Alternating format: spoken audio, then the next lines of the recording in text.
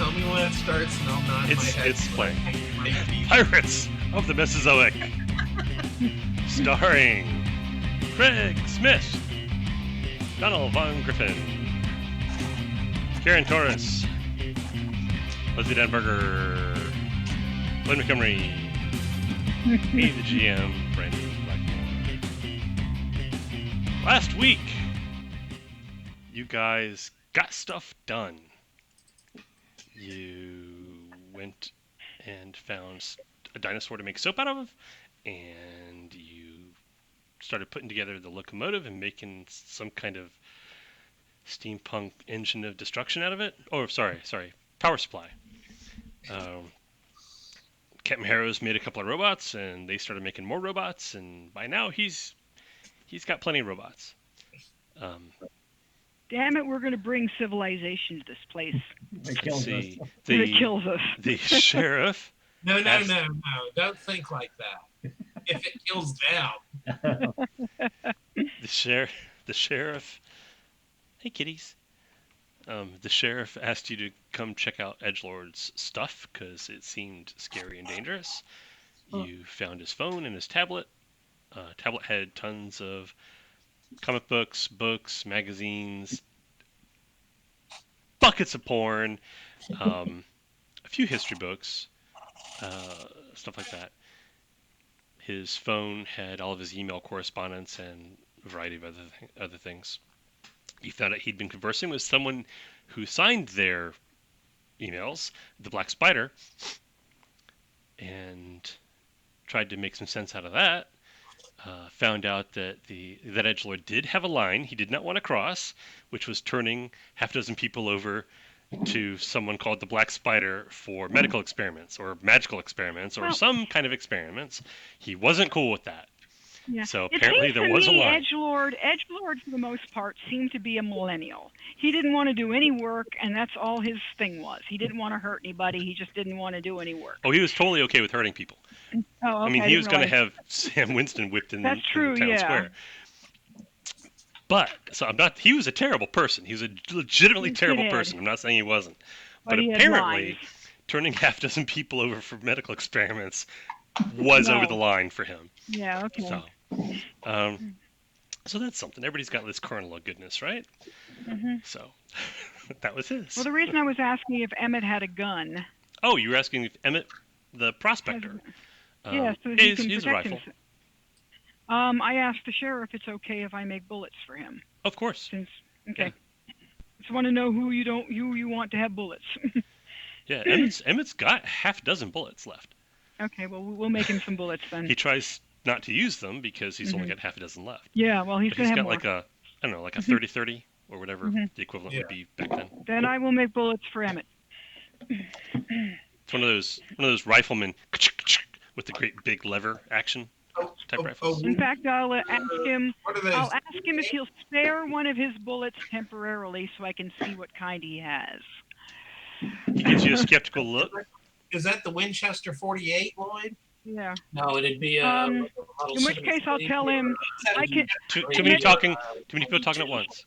I said, Emmett, I can make bullets if you show me what your bullet looks like. I can make bullets for you.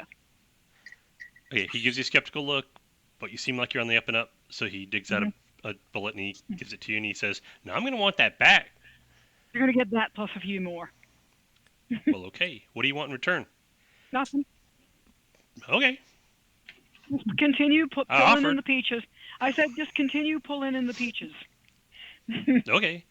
Actually, we need to go out to the well and bring back some water, so... I'll get these done as quickly as possible. Nah, we'll be fine. The well run's usually easy. Meanwhile, Donald was asking Lloyd if that was a 40-40. No.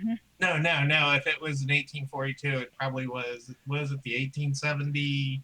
73. I don't know if they came in 30-30 though. I know the Model 92 came in 30-30. And there were a bunch of Winchester lever actions in between that period that were chambered in that caliber. Well, whatever it is, it would be. That's what it is. It doesn't have to be 30-30. I don't actually care. Yeah, no, I'm just thinking about the Winchester lever action in 30-30 that I was firing at a friend's place. Okay. And I was just trying to remember which year it was. The lever action, the one that everybody remembers as the Winchester lever action, was introduced in like about 1860 in the Henry rifle, and then repeated in the 1866 in the Henry Yellow Boy. And And what that's were those? the father of the 73, which is the one that shows up in every cowboy movie. Yeah. So what Um, caliber were those? I'm just curious. The Henry and the Yellow Boy were in 44 rimfire, which isn't made anymore. It's like a giant 22 caliber round, basically. And then the 73 started out in, God, a bunch of different calibers, mostly pistol calibers, like 32-20 and all the way up to like 45 Colt. It was real popular with cowboys because you could load out your pistol and your rifle in the same caliber. Okay, makes sense. Yeah, So he's got one of those then. which is basically the modern variant of that is the 9mm pistol ammo carbine. That Carbine. Captain Yeah. is carrying. mhm. Yeah. So his is a 45 lever action rifle. Okay. So anyway, let's see. Oh, so Craig, speaking of playing the piano and performance, there is a player piano. Where did I say that was? And where the Tandy works. Tandy in the Red Dog.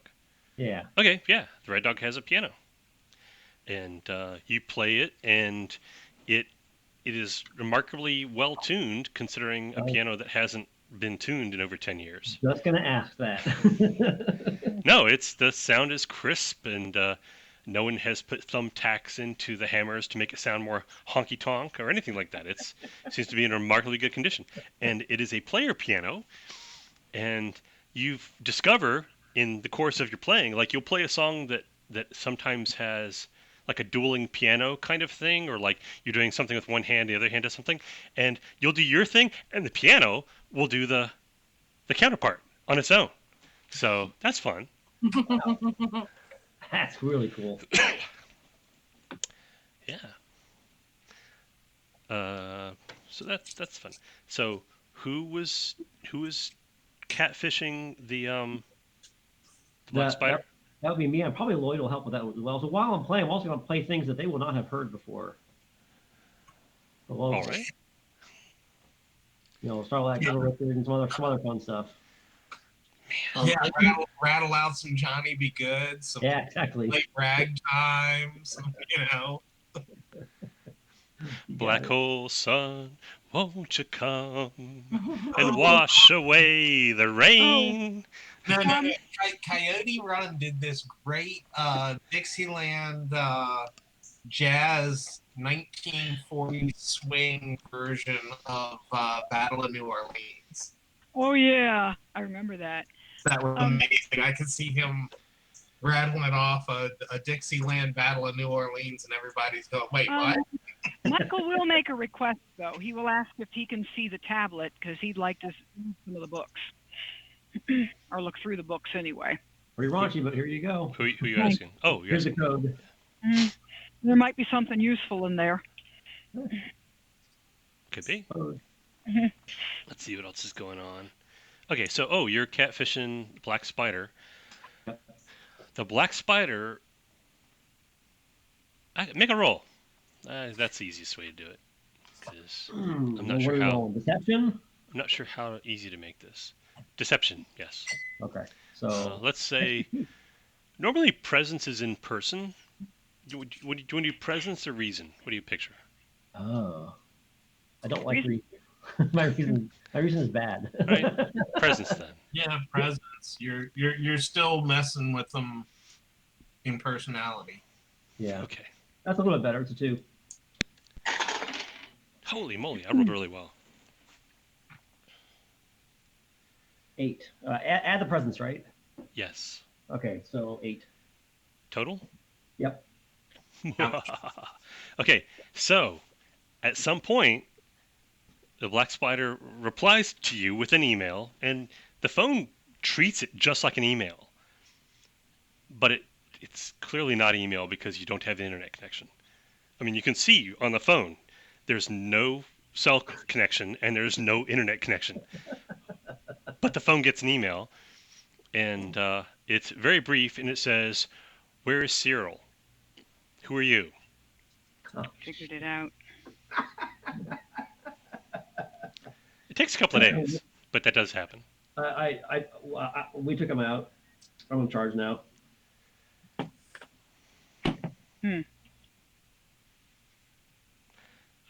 The response you get back is, and it's almost immediate. The response you get back is, that can work. The hag still wants the machine, and I would still like some humans for my experiments. Are you abreast on what Cyril and I had been discussing, or do I need to brief you on it? I know the gist, but I could hear it again. That'd be good. Okay. Always safest to say brief me. Well, I would like half a dozen humans, 6 parentheses. It spells it out. 6 parentheses for my experiments. I can promise you that their lives will be spent to further a noble cause. Mine. But more importantly, megalomaniac here. More importantly, and this is something that Cyril had promised to deliver, but had failed to deliver, she wants the machine. The only reason your village is still standing is because she doesn't want to risk your villagers destroying it before she captures it. She'd much prefer that you turn it over voluntarily. She promises that the village will be allowed to survive if you just turn over the machine. Is talking about somebody else, or is it talking about herself? Is this her or somebody else? I'm sorry, what? You may have to get him to clarify machine. Is this the Black Spider or somebody else? Oh, the Black Spider is saying that to you in writing. So there is somebody else. He's working for somebody else. That's correct. Did any of the emails say anything about a machine? If you flip back through, like do a search on his email, actually you can do that. You can just search on his email, say search machine. Yeah. It shows up in like a dozen different emails. Cyril's edgelord's responses are always evasive and delaying, and you don't even need to roll with your deception skill. He doesn't know what the machine is or where it is. It's clear to you from his responses that he's just putting that off and down the road. He's kicking that can down the road. Okay. You don't imagine that if he actually knew where it was, that he would hesitate turning over whatever it is. Because he turned over other stuff. I mean, you can see in other emails, like there's like some, I don't know, name something a western town would have that was important to the town. That he went and got it and gave it to the like Black Spider. Clock, maybe. Like maybe their clock. The City Hall clock. Yes, there you go. Not the whole clock, like a particular piece of it. And there's a drawing on the parchment that is the email. There's a drawing of the piece. Give me this piece from the clockwork in the middle of town. And he's like, no problem. And went and got it and traded it. And he got something in return. Gold. He got gold in return. Gold coins. So, you might want him to sketch this machine. So they can see, whoever this is can somehow are surveilling us as well. Okay, so Edward didn't know what the machine was, and I'll say that. I don't know that Edward even knew what machine you were talking about. So I definitely need more information. The thinking machine. There's only one of them. Thinking machine. It's an artifact of great power. There's no thinking machine here. Not that I know of. There's several. If you think about it, if you're thinking simple thinking machines like computers, there's the phones or whatever. But definitely we'll consider that. I'll have to figure out if I can find out where it is, and I'll actually tell this to him. I'll definitely look for it for you. Huh. All right. So I'm just going to sign off today. I got to go do things, so I'll talk to you when I know more, and then I'll discuss with the rest of the team, basically what Black Spider's looking for. Obviously, we can't give him 6 humans. I wonder if he'll accept something else, or if we can fake it somehow. I missed something. I was distracted for a moment. So what Yep. did you say to Black Spider? Basically, I gotta go. I have things to do. I'll look around for the machine and I'll be in touch soon. And then with the rest of the team, I'm going to discuss the conversation so far. Okay. But he's not saying that in the email, I assume. No, Which part? you're kicking the can down the road, basically, aren't you? I'm going to take it down just like Edgelord would have. Oh, here's something you can do. This isn't deception. Diplomacy. Because diplomacy, culture is more knowing about things. Yep. And diplomacy is actually putting your interpersonal skills into practice. And Yep. you're not deceiving. You're more like figuring something out about the Black Spider. So a diplomacy skill. This would be Yep. reason plus Okay. diplomacy. In this particular case. And I do have diplomacy and expertise in it. Really? Wow. Cool. All right, Kitty. Ooh. I fear the team is next to the dice tower. Keep rolling ones. Stop ones. 9. Wow. Okay, so I rolled a 3. Imagine that. 3 is success. Yeah. 4, 5, 6, 7, 8, 9. So but your margin of success is significant.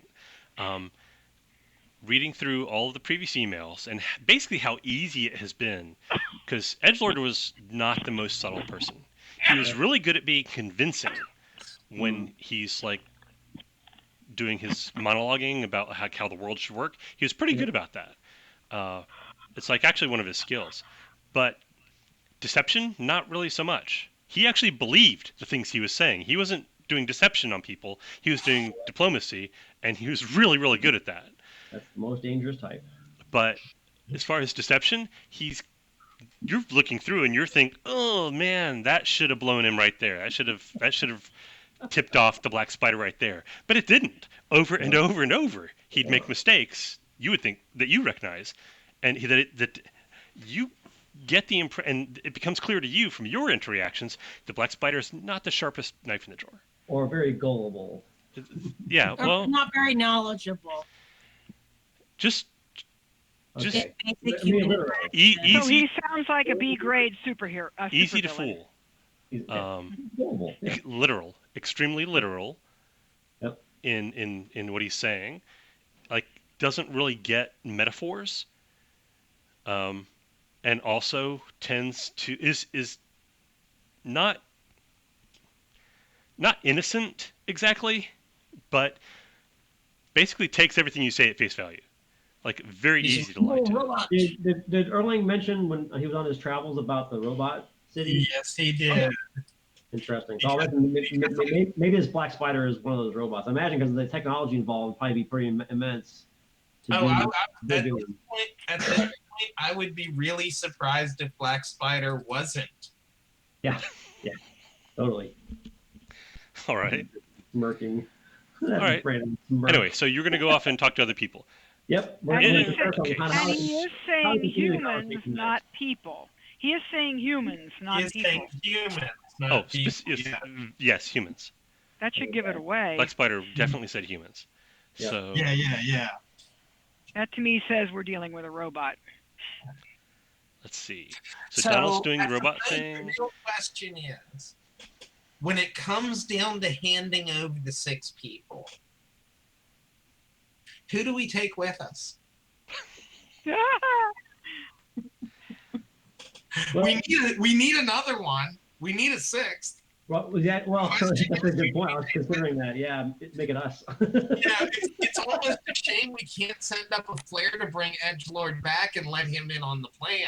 Maybe. It's okay, Chewie. Oh, I Let don't. him put the cuffs on you. I know what the plan is. Oh, he's an abhorrent person, but if we could throw him into their midst, he would screw up all of their plans. We And might be able to talk him into it, maybe, but I kind of don't think so. Even if we had started before we got. No. I mean, Let's leave Edgelord out of this. He's good. He's you're better too gone. soft. You're too soft. We don't talk him into it. We Oh well. him into it.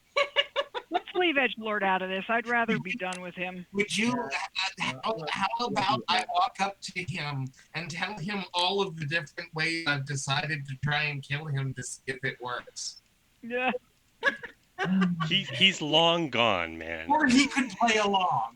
Yeah, that's what I'm saying. It's a shame we can't send him somewhere and bring him back because he'd be perfect for the role.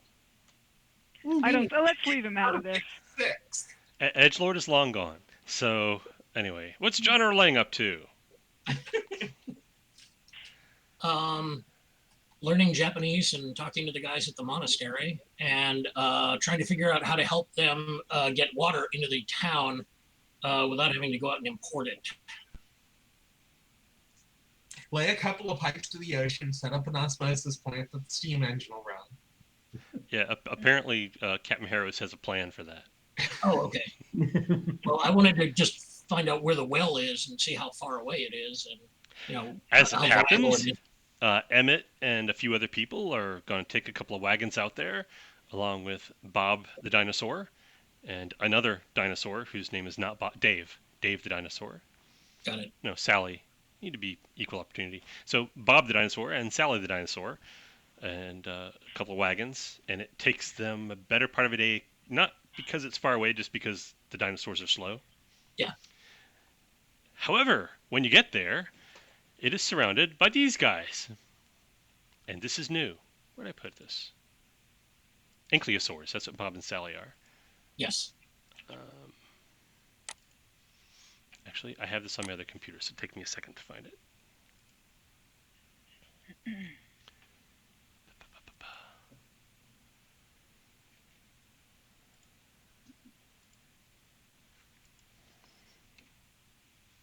That's not what I wanted.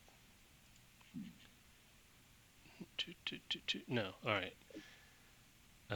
Let's say there's a half a dozen of these guys. Okay. So we got this, we got that. No, disaster.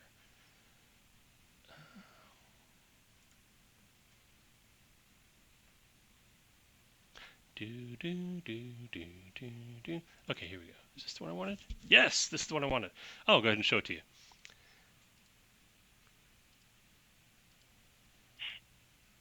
Oh. These guys are around the well. Fun. They're in a circle Great. facing. I'm in a Warhammer 40K game.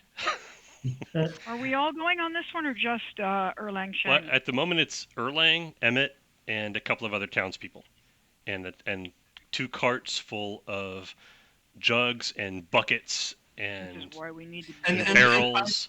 And by surrounded, you mean more than one. More than one. Oh, there's 6 of these guys, and they are in a circle around a well. The well looks basically like the well you would see in a picture book. It's got a little wall around it, and a little roof over the top, and a spindle with a rope, and a bucket, and a handle on the spindle. It is a stereotypical storybook well. Anyway, these guys are in a circle around it, all facing outward from the well. And they're just standing there. I'll look over at Emmett. Is this new? Yeah? Yes, yeah, them guys are new. Hang on, I handle this. And he walks up and says, "Excuse me!" I'll walk up with him. And when he says "excuse me" in a loud voice, they all kind of like move, and they don't seem extremely agile.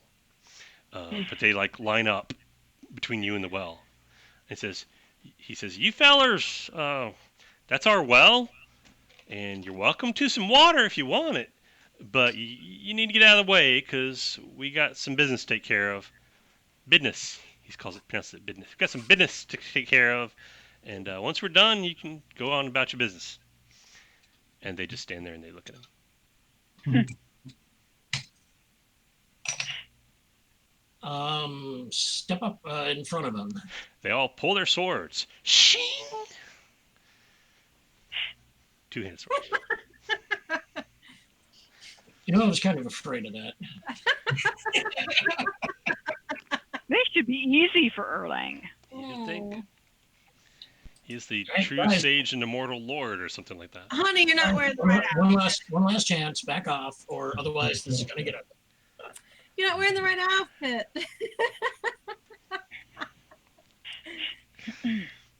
But hey, eventually. Do they advance or attack, or are they just standing They there? stand there and wait. All right, hell with this. Draw my sword and advance. You wah! Now you're in the Right, golden no. armor of Erling Shen. It's really cool to watch. As he pulls the sword out, the armor appears. He does this whole oh, what was that cartoon? The girl. It's like a bunch of girls named after planets. What the hell is that? Princess something. Sailor Moon. Sailor Moon. He pulls a sword and does a whole Sailor Moon thing. Bishojo Senshi. It's like spinning, or maybe that's just the camera perspective. No, that's just the camera spinning around him as the golden halo goes, and he's now Erling Shen. Okay, Yeah, so exactly. there you go. Yeah, then what, Lloyd? Advance time. Step forward. Okay, they're waiting on you, so you get to go first. Do something. Okay. If they're just gonna stand there, I'll sweep two of them. All right. I gotta figure out what they're. I was gonna say, I have to ask: are they at least a little impressed? They seem impassive and expressionless because they got the whole helmets, and you can't see inside the helmets or anything. So Right now, they're all sweating buckets. If they remove the helmet, they would. If they don't remove the helmet soon, they'll all drown. 3. Okay. We don't have expertise in anything. We are minions. So. Whose minions they are. We have a 9 and we have a 7. So your sweep, if I recall correctly, you are at a penalty die. Is that correct? Let's see. Or did you buy it as a gift? No, it is not a gift. Okay, then you're at a penalty die. So, Okay. Your close combat versus each of them with a penalty die. All right. One guy has 9, the other guy has 7. All right, and I am 10 on one and 9 on the other. Wow. Okay, you sweep, and you just cut straight through them, and they collapse. And the helmet rolls away, and there's a skull in the helmet. So, Undead. Why does it always have to be undead? Necromancer. I hate necromancer. Yeah. so the other 4 attack you. Aha. And this is close combat, brawn, and so you need to roll 4 times. Okay. And Which is agility plus close combat, no, right? no, well, did you buy? I haven't looked at your sheet. Do you have the thing where you can base your close combat defense on agility? No. Okay, then it's brawn. Oh, okay. So it's brawn plus close combat. That's correct. Close combat. Okay. Close combat is brawn, unless you get a gift that says otherwise. And for ranged combat, it's agility, unless you have a gift that says otherwise. Because there's gifts you can get that helps you swap them, but we're not going to worry about it right now. Yeah, those are real handy. Unless it doesn't matter. All right. I scummed the first roll and rolled a 5. That guy hit you. 5. No, I did not scum the second roll and rolled a 10. that guy also hit you. I'm gonna cheat you. Wow. I got better, so I rolled a 12 on the third one, That guy missed you. and I rolled a 14 on the last one. That guy hit you. Dang. He rolled 11. 14, man, it only gets one better. 11 plus 3. Well, his only gets one better too. Oh, okay. Okay, so you got 1, 2, 3. You're hard to damage though, aren't you? They're all hitting you with their swords. And 3 of them hit you. So you lose 3 endurance. How? Yeah, really. At which point, the people who came with you open up with rifles. Thank you. I appreciate that. And fortunately for the people with rifles, their agility is not as good as their brawn.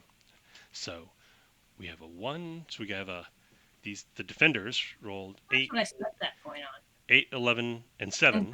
And the good guys rolled 8, which hits, 13, which hits, and 11, which hits. Oh, good. So, did all 3 hit? Yes. Yeah, awesome.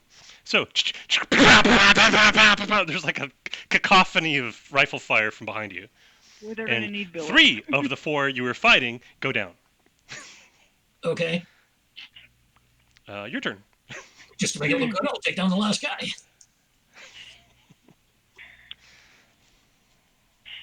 $11. You could admit, double 6s. He blocks, Oh, boy. Oh, very nice. and he rolls to hit you. 7. 11. You block. The 3 people behind you. I'll step back. Okay, he just collapses backwards.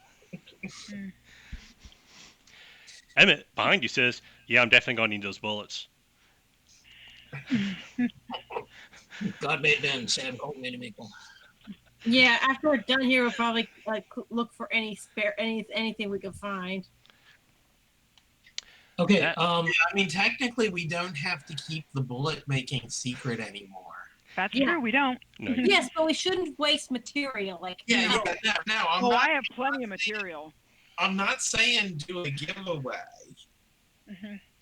I'm just saying that it doesn't really need to be a secret anymore. No. Gather up one of the dead guys, Brandon, and throw them in the back of the wagon, and then Whoa! Emmett says, "Hang on. what? That ain't right. That fella's Take just the armor. bones. Yeah. Take the armor. I don't want him in my wagon.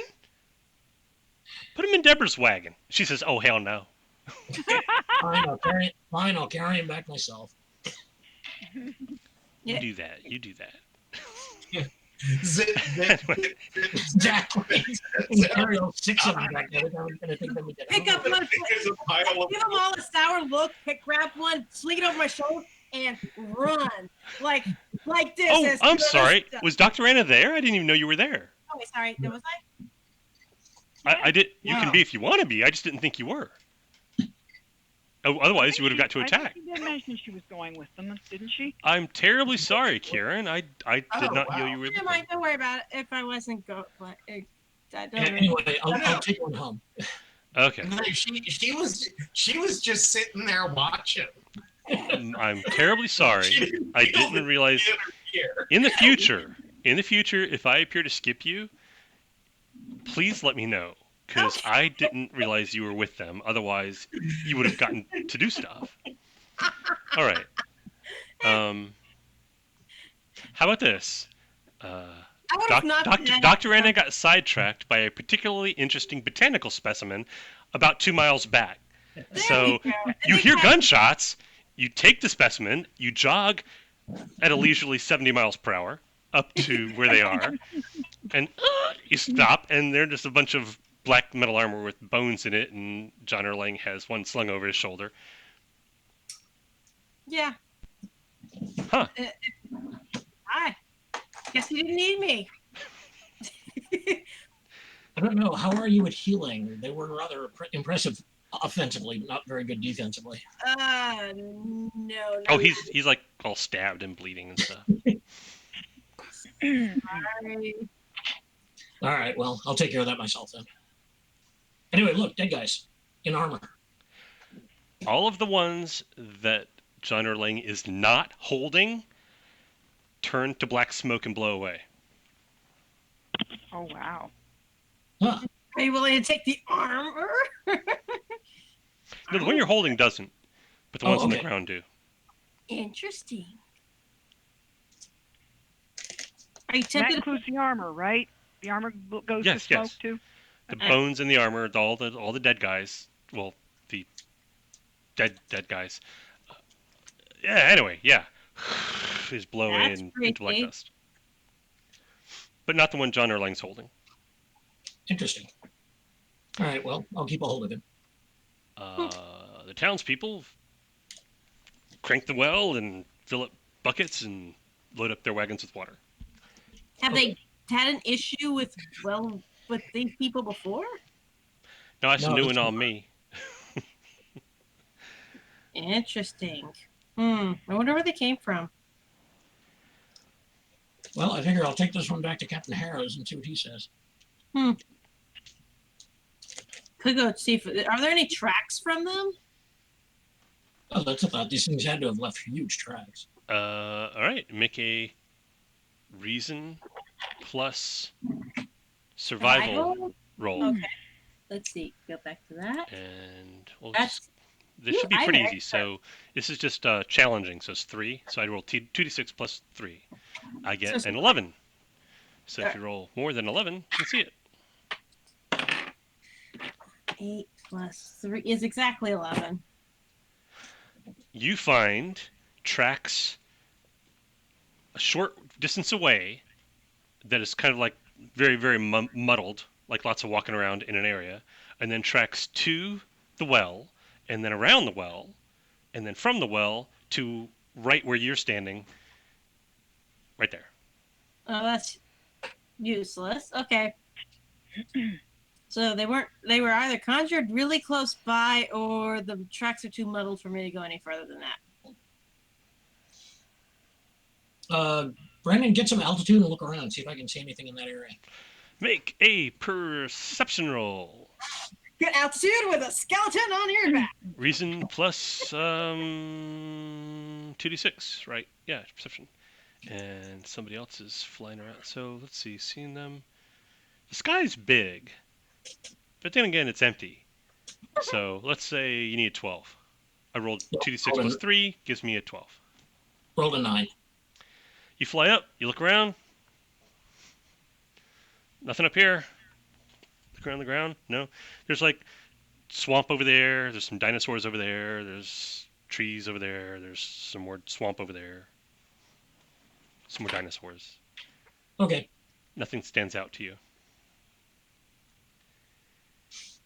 All right. Once they're through loading up water, then we'll head on back, I guess. You get back without incident. Okay. Let's see. What else is going on? Tell Captain Harrows I brought him a present. And hand him a skeleton and a suit of armor. By this time, I'd imagine Captain Harrows has a nice little cadre of little robots doing things. Yeah. And is working on... Tinkering around as usual. On the locomotive? Yeah. Turning into it a big steam-powered engine, essentially? Yeah, but basically I'm turning it into a power plant. Cool. And what my plan is actually to run pipes to and from the ocean. And so we're not so much doing steam as we've got a geothermal loop. All right. So I'm gaining the energy to desalinize the water by exchanging heat energy with the water. Okay. We do eventually want some steam, though. I think it might be a good idea. Well, yeah, no, the steam does it. I'm just like multiplying the efficiency by orders of magnitude by using,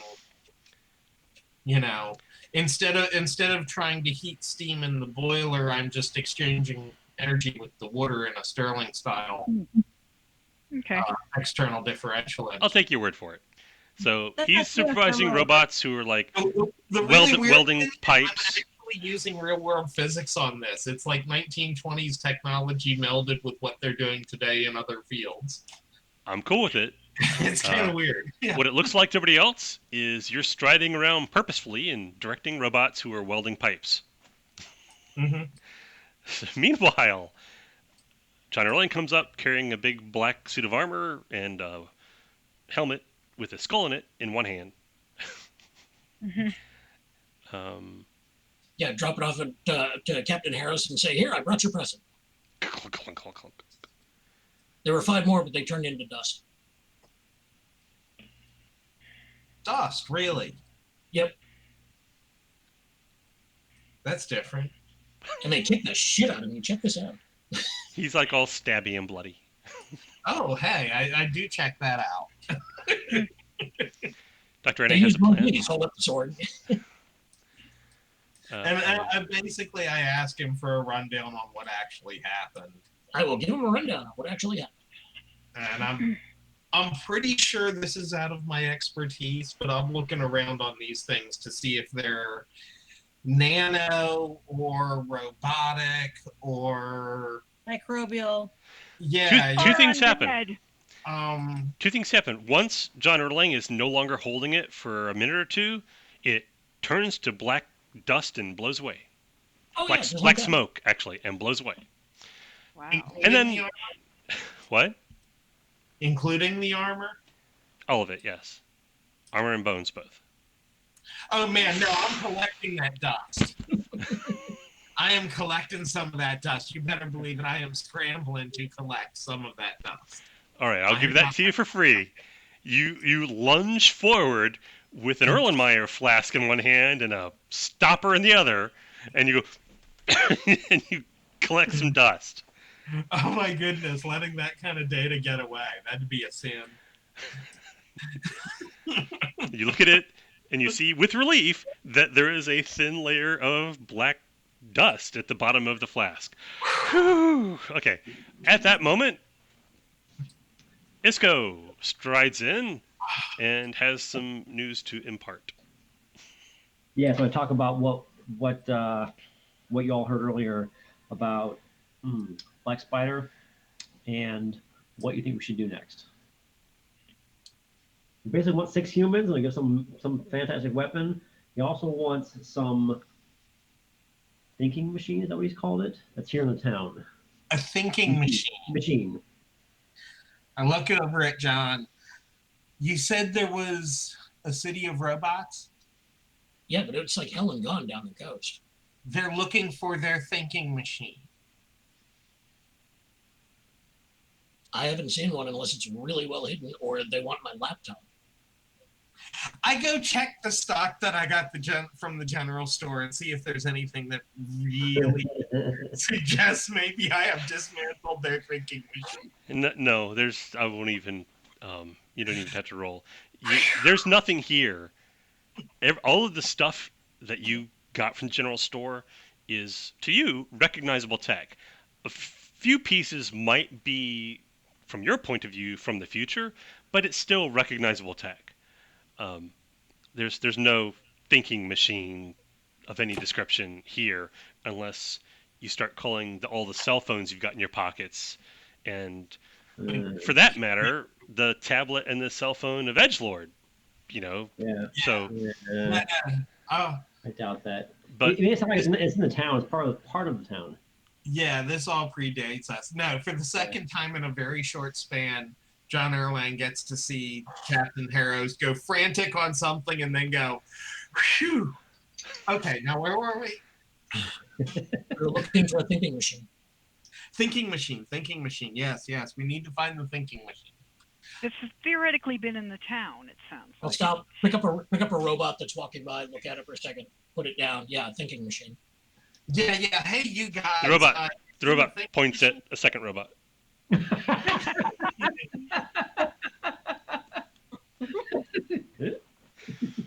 Okay, so that means we need to find 2 volunteers instead of 1. Because apparently I'm the thinking machine. They're all pointing at each other or you. From what it sounds like Isco said, it's something that's been here longer than us. Yeah. Yeah. It sounds like. Okay, so I'm not the. Okay, so we still only need 1 more volunteer. I'm not going. Everyone didn't know what it was, but that's not surprising.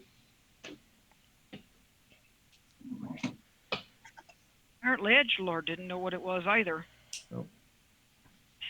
Okay, we need to find the thinking machine. Definitely. So Isco, you're talking to this guy. Yeah. Can you get a description of what thinking machine he's talking about? I believe I tried it, didn't I, Brandon? Basically, from trying to tell me what it was. All I said was thinking machine. Right, Brandon? I didn't think you really pushed that hard on what it was. Yeah, I think you're right. I think I was only asking yeah, I think you're right. I don't think I really did. I don't think that would have occurred to Isco. As I recall, you just said that you didn't know where it was. Yeah. Yeah. Well, yeah. That was my understanding. Yeah. Well, he said that he sent sketches to Cyril, and I will continue from now on to call him Cyril because I am highly amused by that. He did. Well, I'll look back to the phone. Yeah, he sent sketches to Cyril of stuff that he was looking for. So maybe That's we can true. get it. Not the thinking machine, but previous things. Okay. Like a piece out of the clock, a particular object from the pile of crap at the provisioners, a particular device or something. I'm trying to think of something that Tandy might have had from the 20s that would be not replaceable. So why don't you have him send you a sketch of the thinking machine? Well, I'm looking at the phone now to see. But hey, I'll show Donald the various things that the Black Spider has been collecting. Maybe he can make something out of it. Yeah, maybe I can figure out what's going on. Yeah. Well, what's he aiming towards? Anything simple enough. This is going to sound bad. Don't take this the wrong way. Anything simple enough, he's going to pass off to Michael and say we probably ought to build another one of these. The really complex stuff, he'll go ahead and hand off to his little robot. An electric hair dryer that belonged to Tandy is one of the things that got stolen. Because that's not replaceable. At least wasn't until Donald's character got here. Yeah. Well, no, those nichrome wires are still going to be tough. Unless one of us vaped and built their own tank and wick systems, at which point it's real easy because you got spools of the stuff around. But anyway, it's not like every single week Black Spider asks for something. It's like a couple of months will go by, and Black Spider says, "This is located in the town, in the building," and you don't like get the name of the building. You get like a description of where it is in the town. And then apparently he went and he found it and turned it over and got gold coins or gold. No, it wouldn't be gold coins. Gold powder. Gold powder in return. So but if you give him a list of what the Black Spider has asked for, does Donald have any idea what he's trying to build? No, it's all random. You can think of a dozen things you can make with this stuff. So yeah, you can't really narrow it down. Everything from a child's toy to an airplane. But Brandon, yeah, he's giving fairly concise descriptions of the stuff that he's looking for, right? Mm-hmm. And its locations, right? Yes, that is correct. So he knows where the stuff is, and he knows it's here in town. And he knows what that out consisted of. Yep. How does he know that? And B, how did Cyril get it to him? Yep. The how's he know? You're not going to find that out by reading Cyril's emails. Yeah. How he got it to him, he would meet him outside town and trade. Oh. And it's right in the email, so I'll meet you at the usual place at midnight. And if you go back far enough, you find out where the usual place is, because eventually they stop naming it and just say the usual place. But up until then, they name it every time. And it's a spot, like a 10-minute walk outside of town. He's got a smartphone. Didn't he ever take a picture of the spider? No. I was going to ask that, but I figured no. No, there's no pictures. Well, not of the spider. There's pictures of the town. So I'll ask what else. Here's a picture of his minions. I'll ask the Black Spider. In the meantime, while we're waiting for the thinking machine, is there something else? Because we're still having problems finding that. Is there anything else he needs in the meantime? The response you get is, do you need a description? Would that help? That would help, yes. Okay. And the response is, actually, I'll paste it to you because it's text. Okay. And it might come across differently if I say it rather than paste it. You guys can see the chat stuff, right? Yes. Yeah. Yes. I brought it up. Leslie, let me know if you need help finding it. I think I've got it. So is anyone else still confused about the weird text issue from last time? The impossible text that we saw? Oh, yeah. That's not right. But then again, we're dealing with future technology. Maybe that's something. Oh my God, he wants the piano. It seemed really important. He wants the piano. Yeah. Yeah. Oh my God! Oh, I'm gonna give him the piano. Fuck. No. Wait. The piano is sentient? Hold on. I need to go have a talk with this It's piano. a player piano. Of course it is. No, before Well, we do anything It kind of fits actually because I was playing the counter of the other parts I was playing and I didn't know how I was doing that, so that maybe it is. It is One the thing, piano. one thing that you haven't noticed about this is that it mentions the word radio, which is not something so far that anyone has ever talked about, other than you guys. So Right. just thought that was relevant to point out. Yeah. So anyway, back Yeah, to what you were no. saying. If they, I assume if they are AI, they are from after 2019. Well, remember, Brandon did comment that when Isco played the piano, Yeah. the piano played a counter tune. Right. But Pianos don't work that way. Isco never told me that. Yeah, player pianos don't work that way. That At least not the ones we know. Well, if you were in the room when I was playing it, maybe you'd notice. When Captain Harrow says that, or when Isco says that, Captain Harrows looks over and says, "And you never thought to mention this?" Were you not there? Apparently not. Okay. Michael could have been there, but I think everybody else was busy doing other things, but Michael could have been there. Yeah, Michael would mention that. Yeah, that seems to be a pretty sentient piano. Or At least from what I could see. I assume he had a player reel that would play the background while he was doing his thing. That's possible. That had to be more. I mean, did it look more like an electronic keyboard than a standard player I piano? need to go yeah, apparently I need to go have a talk with this piano. And Okay. Brandon, since I was there for some of the playing, what does it look like? Does it look like an upright player piano? Hang on, I'll show you a picture. Yeah. Why not?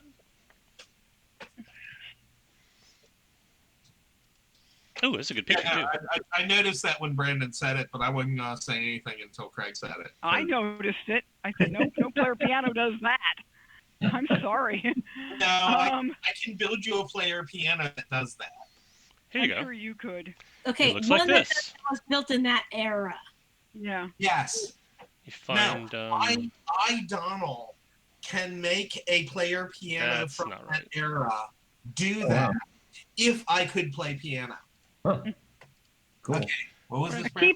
A keyboard can be programmed to do that. No, I can make an Yeah. 1830s player piano do that. I just, why is it? Oh, there you go. I'm not sure It's- that's what you want to check. No, that's not what I want. Let's try it again. No, I'm saying that if I could play piano, Oh, come on! I personally could make an 1830s player piano do what Craig's character apparently to me made it do. Okay. He it's just not being never helpful. mentioned that he didn't do the work to make it do that. One Right. moment. Sounds like Beth is home. I gotta go talk to her. I'll be back with Okay. you. Okay. Of course. He's trying to find his player piano so we can I look have the at picture. Yeah, Just no, no. Google won't share it with you. Hang on. That was the thing that got me, was that I assumed he was doing that, he was using a reel to do that. I could explain that away in many ways. Are you kidding me? I was a cryptid hunter. I can debunk anything. Hmm. I'm the only one in the crew who ever actually Ah, put here we go. and that was a 15-foot squid. Huh. Okay, let's try this. It looks like this. Son of a gun. There we go. That's what it looks like. Ooh. Oh, okay, yeah. And yes, I could make one of those play along if Yeah, anyone. that does look very steampunky. That's really cool looking. It is Yeah, cool. those old ones are awesome. Oh, actually, I'm wrong because it should have a piece of wood covering that. That's what the Yeah, guts No, looks yeah. like. that actually was is telling me that it's nippy naked. No, actually, Yeah, that is a standard player piano from the looks of That it. is a Because it's got the standard player reel. piano, Yeah. It's Hang usually on. I'm So sorry. it looks like an upright standard player Wait, piano. wait, Yeah, it just has a window. wait. Just has a window for the reels, the rolls. Is that? It's hiding something inside, I'm sure. Have you guys seen on YouTube? There's the dude who plays all the music with the little ball bearings going through really steampunky woodcut machine. Yes, I have. That's cool. Yeah, that is so awesome. All right, guys, I gotta go. I got family stuff I gotta deal with. Okay. I do apologize. I'll let you know. Everything should be okay for me to be coming back next week. So. All right. I hope everything turns out. I hope your dad's okay. Yeah. Okay. Yeah. Well, Take care, Lloyd. Yeah, take we'll care. find out. I'll see you guys next week. See you next week, man. All right, see you then. All right, hang on, because that's not what it normally looks like. No, there's a piece of wood over the front with a little Yeah, window. there's a piece of wood on the front. Yeah. Uh, That is, 18. in other words, it's Ah, your here we go. standard. It's 18. your standard upright player piano. This one? No. Okay, here we go. Let's try this. This is what it looks like. Because you shouldn't see all that guts and stuff inside. Where's...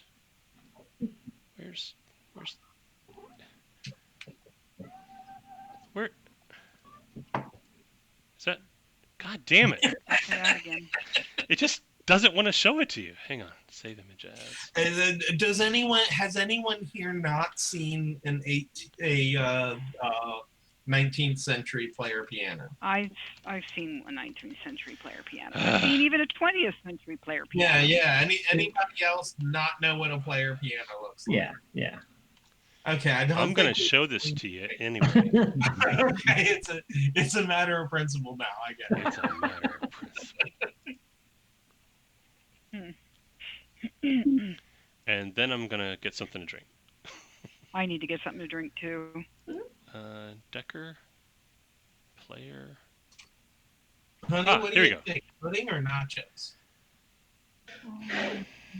Pudding. Okay, I might go with nachos because I had pudding for lunch. You had pudding for lunch? Who's pudding for lunch? That's weird, I man. haven't had that already. Someone who finds a note on the to-do list of eat pudding. And shrimp and grits. Yeah, eat shrimp and grits and There you pudding. I had shrimp Yeah. and grits for breakfast and Actually, pudding. that could even look like a 20th century player piano. Yeah, totally. Yeah. Okay, Yeah, that's what it okay. looks like. Forget what the previous picture. Ignore that completely. This is what it looks like. Okay. So it's a normal player piano as far as anybody can see. Not a robot, not a computer. Yes. It's a normal, but yet And- it's doing things a normal player piano can't do. Okay, so you go over to the Red Dog. Yep. And Tandy's there, and there's a couple of people in there drinking beer. And you walk in, and then... I got the piano. So okay, maybe I'll play something so that Captain can see what happens. Okay. You play something and let it play the counterpart. Is that what you're doing? Yeah. All right, it does it. Okay. There you go, Captain. What do you think? That's not a normal player piano. And I'm like checking the spool. Wait. at this point. When Michael says, in a very serious tone, "That's not a normal player piano," the piano goes dun dun dun. Okay. Yeah. Yes, Definitely I laugh. It's got a sense of humor also. Oh, I think I'm gonna like you. I do too. Tandy's looking at you and she says, "Hey, you guys, I wouldn't." Oh, I forget. She has like this Cyndi Lauper voice. "Hey guys, I wouldn't mess with that if I was you. That thing's haunted." No, it's just We kind of figured that out. Change Yeah. the I think it's something Can't say I else. didn't warn you. I think it's actually something else. Yeah, I'm gonna go ahead and use my ability and just like basically whistle to it and see what it has to say to it for itself. I introduce myself with I like your sense of humor. Tell me about yourself. You get a lot of technical information. Date of manufacture, where it was manufactured, who manufactured it. It is a limited edition, number 172 of 1,000, manufactured in, let's say, 2417, and Wow. and it gives like the address, and it's a city on Mars. Wow. 2417. Sorry, what? 2417. Yeah, this is all stuff. It's like what everybody else 25th hears century. is Oh. rapid piano music. Yeah. Okay. But yeah, 24. It's in the 25th century. Assuming that Donald relays and Yeah, I translates know for he you. does. Yeah. Yeah. Okay. Well, Oh, well, how did you find yourself here? I don't know. There was a great deal of vibration, and the network disconnected, and the next thing I knew, I was here. Hmm. Do you like it here? No, it's boring. He might be well, happier. we can liven it up a little bit. It has been, and it gives you the exact number of minutes since the last time it was played before ISCO played it. And it's like 3.5 years. Whoa. Oh, I exist to be played. It makes me sad when no one plays me. Well, I'll play as much as I can. okay. Now, I was gonna say we have an offer from Yep.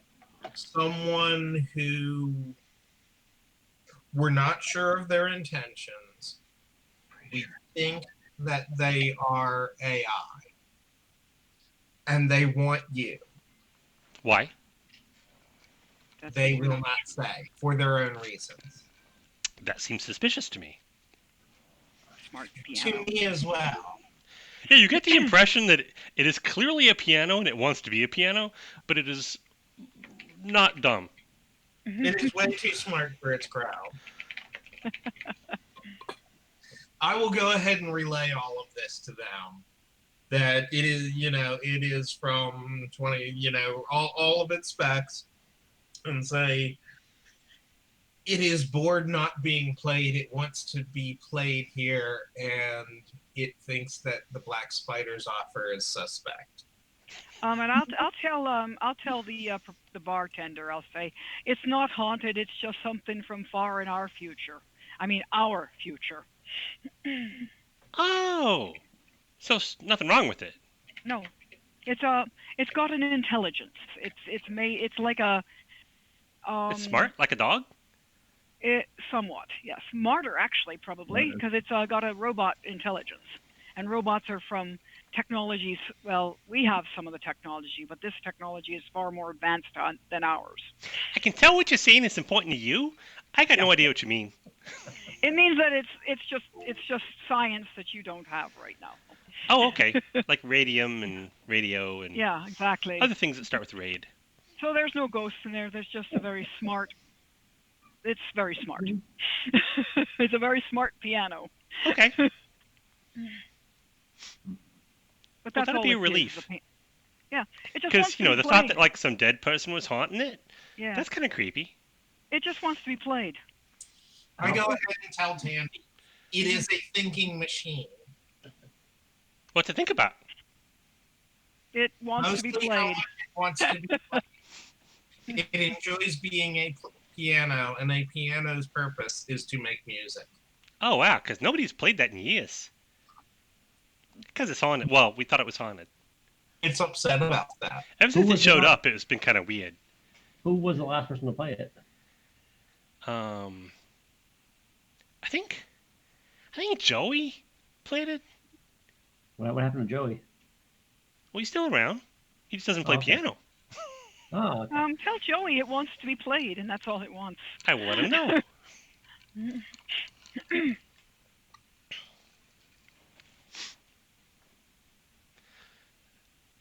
Meanwhile, we got to figure out what we're going to do about the black spider and his wishes. Because if what he says is true, that he can destroy the town from a distance, and apparently since he knows where everything is, that's a problem. So, hey, piano, do you have a name? He probably gives specs more than likely for their name. So Donald asks if the piano has a name. Captain Harrows, rather, ask the piano if it has a name. Donald, you're muted. Sorry. Yes. Is there a name you'd like to be called? Well, on the previous network, I was Instrument 7. I knew it would be something. Lucky number 7? Hey, Piano. Hey, Mr. Piano. How Mr. Lucky 7? How about I call you Georgie? At around this point, Captain Harrows realized that although it doesn't seem to be able to communicate back in English, it understands what other people are saying. And okay. even It before what you I said. even before you and it actually did it before with Michael as well. Before Captain Harrows has a chance to re-ask the question in your Speak with Machines ability, it answers it in your Speak with Machines ability in rapid piano playing. So it's like a droid, but a piano droid. Yeah, ask it if it likes the name Georgie, because we could call it Georgie. Georgia has a nice sound. Georgie it is. He likes, I tell Craig, he likes the sound of Georgie. Okay. Ding. I give Georgie a pat. Yeah, okay. I think ding is a good enough answer. Oh, also you get the impression, That one. Captain Harrows gets the impression that it can hear, but it can't see. Hmm. So, there's that. It is a blind thinking machine. It can hear, but it can't see. That's correct. Yeah. Makes sense. I wish I could play the piano. That Why looks would like it a need lot to of see? fun. It doesn't need to see. That's the whole point. Right. Right. Yeah. I got to learn how to play. That looks like a lot of fun. And it has other sensors too that machines have. They can sense like magnetic fields and vibrations and altitude, and it can sense movement like in a gyroscope type of sense. It has senses. It just can't see. That's why Georgie's still in tune. I understand now. Georgie, Okay. Georgie, I got a question for you. Keep Do you yourself- sense vibrations every time somebody new shows up? Like when we showed up, were there vibrations before we showed up? No, Ah, nothing out of the ordinary. So you don't really sense the storms. What storms? but he sensed the storm. Well, they sensed the storm that took him. The storms that brought us all here to this different place. That would explain the anomalous readings I got. And it spits a mountain of data at you about magnetic fields and vibrations and anomalous readings of rotation and changes in altitude. It just like a veritable encyclopedia. But apparently, it worth was of data. only able to do it for itself. Yes, that's exactly what happened to me. I'm glad somebody else understands. It's good not to be alone. I've been very lonely since disconnected from the network. Well, I'm not sure we have a network, but you certainly have friends here.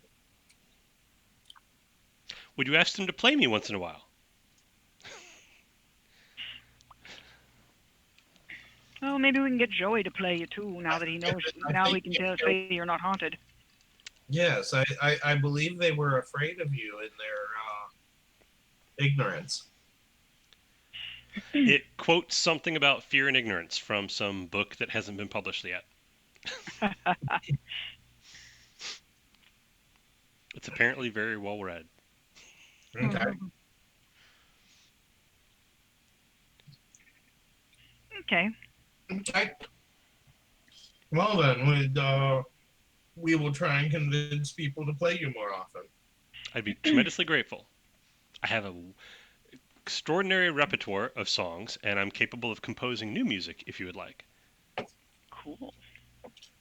Uh-oh. We lose somebody? We lost Craig. We lost Craig. Craig overboard. I know, and he's the one who plays Georgie. Well, maybe we can get Joey to play Georgie too. Georgie the player piano. coming back? I'm hoping he is.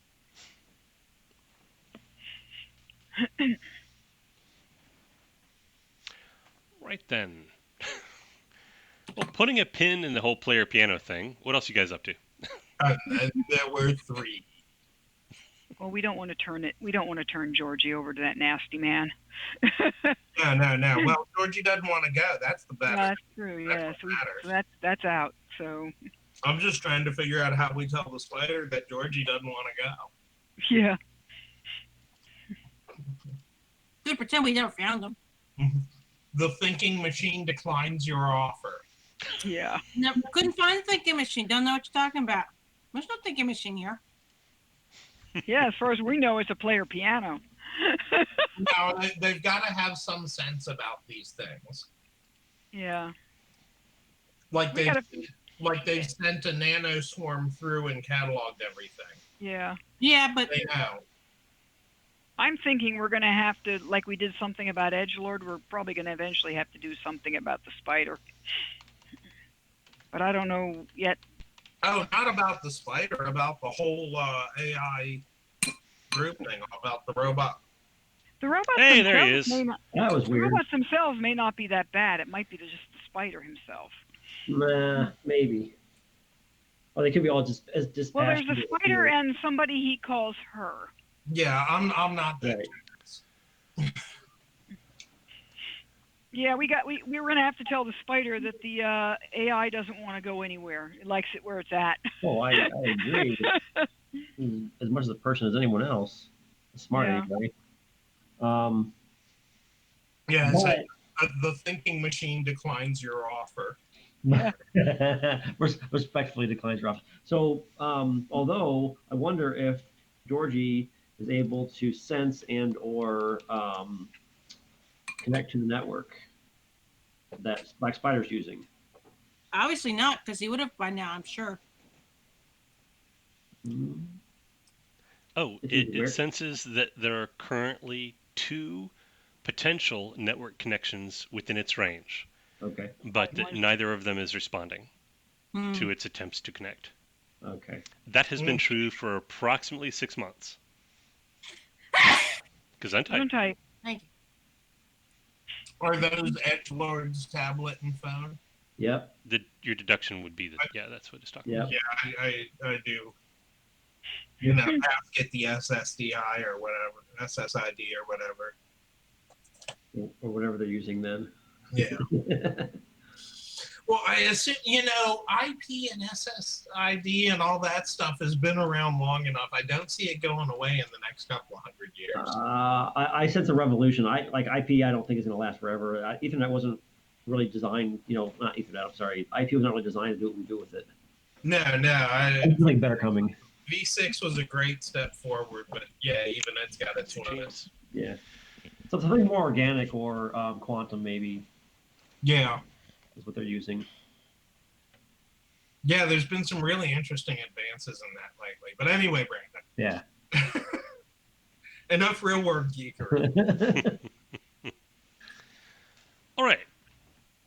So, yeah, those are the only network items that it knows about. That's interesting. There's 2 of them. That's interesting. Even more interesting. There's 2 of them. Yeah, Well, that's there's the the phone. phone and the tablet. Which means it doesn't Oh, I pick see. up our stuff, but does pick up his stuff. Okay. Well, your stuff is, by this time, your stuff, either the batteries are dead or they're turned off. Right. But it would have at some point picked them up. When you got to town, there were briefly those signals. Yes, if you ask about, like, has it ever sensed any other network stuff, it'll tell you that, yeah, it did pick up your stuff when you came to town. But again, those items did not respond. Those nodes did not respond. If anyone besides, X doesn't have any computing capabilities, skills. If anyone does, though, they might think of something along the lines of like an ad hoc network to attach to the tablet, and then the tablet is clearly attached to some other network that or somehow is connected to Black Spider. That's There how may be a way to do that. that might be how he knows what's going on. Mhm. Right. So, but someone with computing knowledge may know that, but Isco wouldn't. Ah, is that kitty cat? Yeah, I mean, for all we know, Black Spider has Come on. satellites passing over doing ground penetrating radar sweeps. Could be. Leave Vixen alone. Leave Vixen alone. No.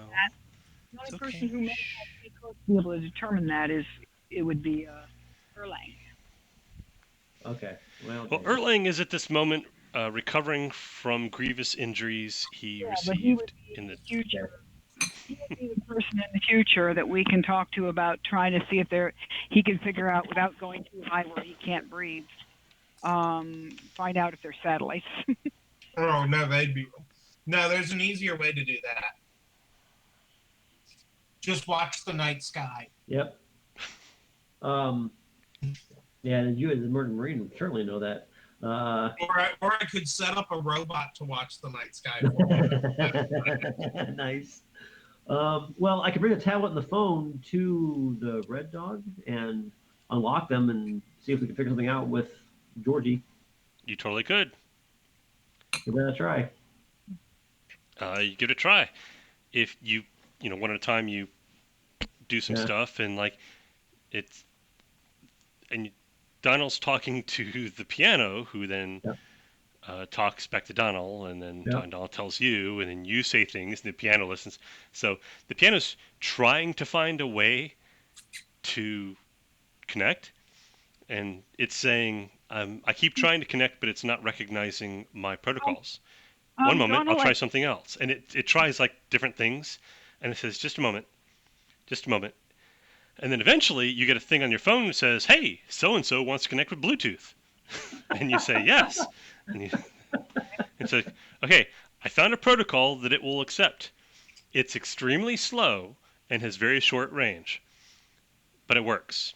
Would you like me to send a test message? It says, tells this to Donald. Mm-hmm. Captain Harris, rather. And Captain Harris says that.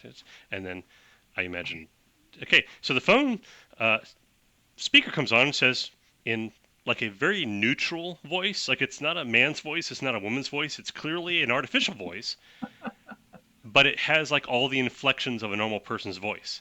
It says, I'm testing the connection now. Can you hear me? We can. Lovely. Hello, Georgie. It is a pleasure to meet you. Again. wow. Very cool. Are you the one who is playing, and it'll name whatever you were playing earlier? I'm sorry, what now? Are you the one who is playing, and then it names Oh, yes. whatever song you were playing earlier? That was me.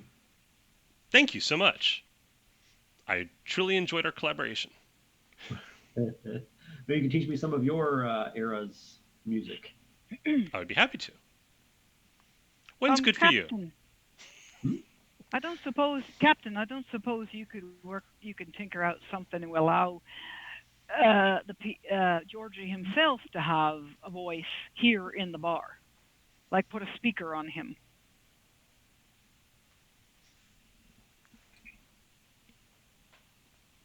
Well, if you can produce that waveform, I don't see why not. And Georgie, how would you feel about a hardwired speaker so that you could talk to people here in the bar? If it would increase the chances of my being played or being able to play for an audience, then I'm all for it. If not, then no. Thank you. We can turn to Candy and say, Candy, if people could talk Tandy to with Georgie. T. Candy. Candy, right? Or say, Candy. whatever. Yeah. If people could talk to Georgie, would they be more amenable to listening to Georgie play, or to be playing Georgie themselves? To be honest, I don't know. But it doesn't seem like they could play the piano less often, so I say give it a shot. Tell you what, we'll set up the speaker. And Georgie, understand that people are going to be suspicious at first. These are from hundreds of years in the past. They don't understand thinking machines. They consider it witchcraft. And Georgie, being well read, would probably understand. Do they intend to burn me? Because I would object to that. Yeah, I would object to that too, and I hope not. But just understand the nature of the people who are from here. That is why they thought that you were haunted. But Primitive we would and make it very clear that superstitious. it would be. You should probably tell them that we would make it very clear that they would not be allowed to do that. And, So and the if town respects us. If, So. if I set up a speaker for you, mostly just don't piss off anybody enough that they'd want to hurt you or scare them.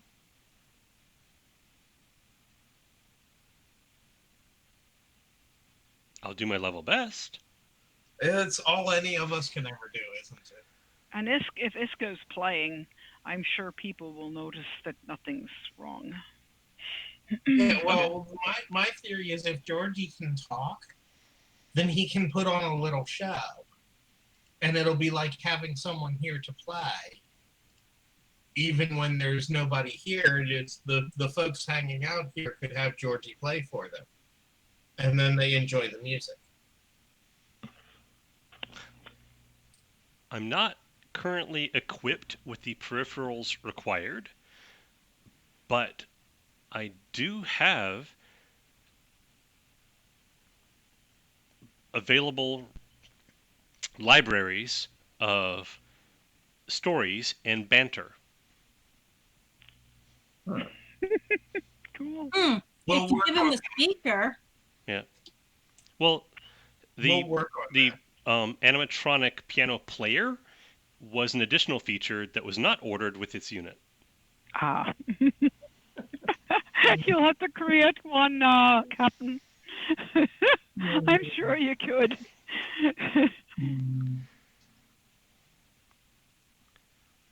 Yeah, so it shouldn't be too hard to like patch into the circuits for that, and you know, a few Sure. workarounds to stop errors from throwing when the actual machinery isn't there. Mhm.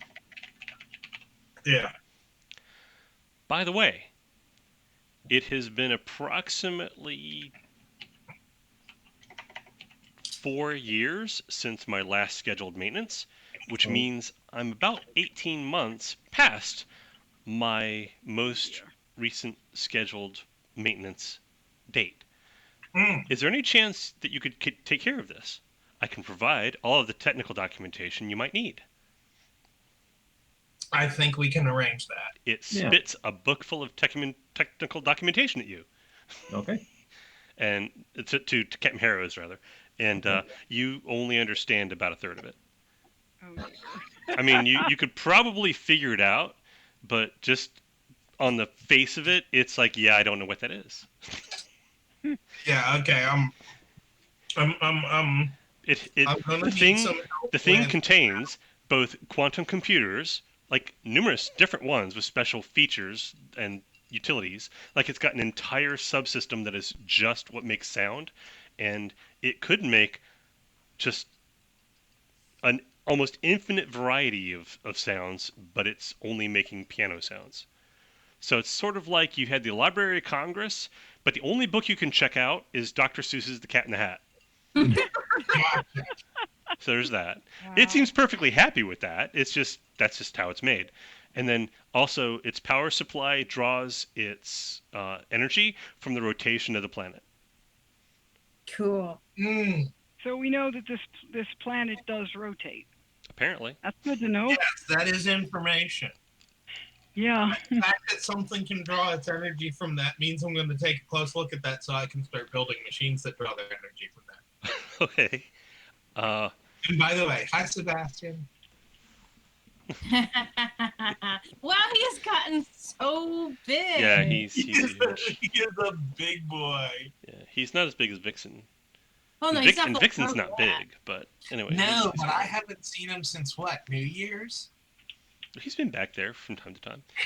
Yeah, how old is he now? Let's see. He's not a 7 year Wait, yet. this is No, he's what, like June, 7, 8 months. 8 Yeah. months? He's not full size yet. Yeah. Let's see what else is going on. Oh, among other things, it can tell you the approximate diameter of the planet based on the rotation, Oh, yes. Oh, that is interesting. if you care.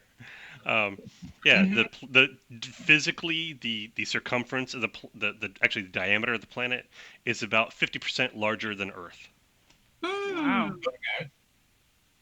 So So it is much less dense. it doesn't know that. It's just telling you the approximate radius to the planet based on its radial velocity, because it Okay, can sense that. Do you have magnetic sensors? Can you tell me anything about the planet's magnetic field? My magnetic sensors appear to be. That's one of the things that I would like you to correct with maintenance, because several of my sensors do not appear to be operating correctly. One of them is the magnetic sensors. They fluctuate, which is clearly wrong and giving me faulty data. It could be the planet too. Yeah, I'm gonna check on that and use some magnets to see if they. It's gravitational sensors and a couple of its other like background radiation of the universe type sensors are also failing because they give anomalous results. Which can't I'm be gonna fixed. check and make sure that they're actually failing, and see if the test. Look through the manual and run the test protocol and see if they trigger properly. Okay, we'll fast forward a bit and say that Captain Harrows is tinkering with the player piano over the course of like the next several days to a week. And Emmett, The gravitation and magnetic field of this planet is very interesting to someone who does navigation. So if the captain needs my expertise with that because of the piano playing might be necessary. yeah. Meanwhile, I will replace. Hang on 1 second. Okay, Yeah. the maintenance, as far as Georgie, since we're calling the player piano Georgie, as far as Georgie's concerned, the maintenance is like a necessary thing. It's sort of like going to the dentist. It's not what it wants to do. It's just something that it needs to have done, and so it wants it done. It would much rather have Isco play it. So, I get it. if you would, it would be happy to have Isco there and play, or it can just play stuff to Isco, or it could teach Isco songs, and it'll do like a run, and then you'll try to do it, and then by this time it's got a sound. It's like, that was very good. This time, try holding it. It'll like give you specific instructions on how to hold your fingers, Yeah. and We got a piano teacher. essentially, yeah. It's a piano teacher. Wow. So maybe Georgie can help walk us through the maintenance, the parts we don't understand. Well, Yeah. it'll basically talk to Captain Harris about that. Long story short, you find out that its sensors are working perfectly well. I mean, a couple of them need to be calibrated a little bit because they're a little, they haven't been calibrated in 5 years, so they're off a little bit. But we're talking like very small amounts of error.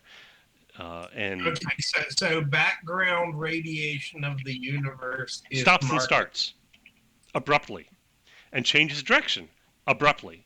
Which we already The knew. gravitational field doesn't change a lot, but it'll change 3 or 4 times a day, a small amount, abruptly. We already knew something weird was going on with this planet. And even the radial velocity, if you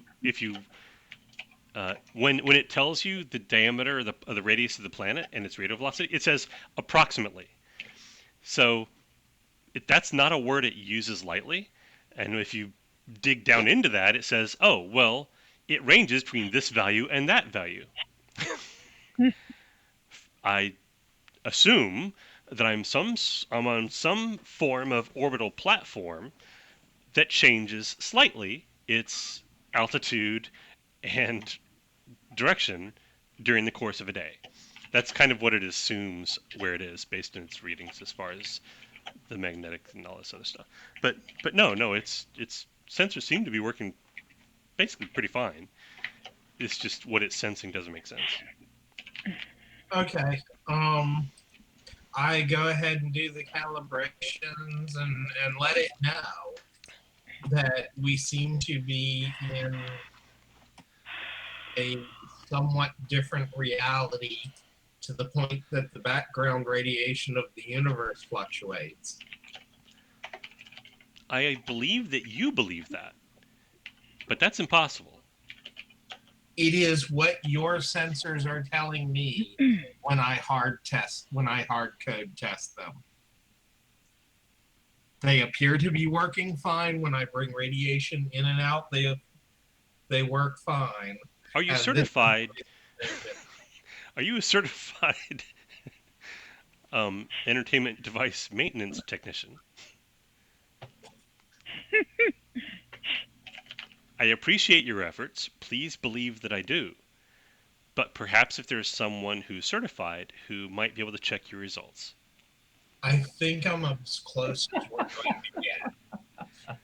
Unless you want the city of robots that would like to capture you. Georgie's asking for a second opinion. I love it. Personally, it clearly doesn't think that you're right because what you're saying is impossible. But it's not being rude about it. Personally, any more than can help. I have personally verified that this is not Earth. Well, I knew it wasn't Earth. Earth was destroyed. Well, made uninhabitable. Okay, this is That's not a reasonable. planet in the Sol system. That's possible.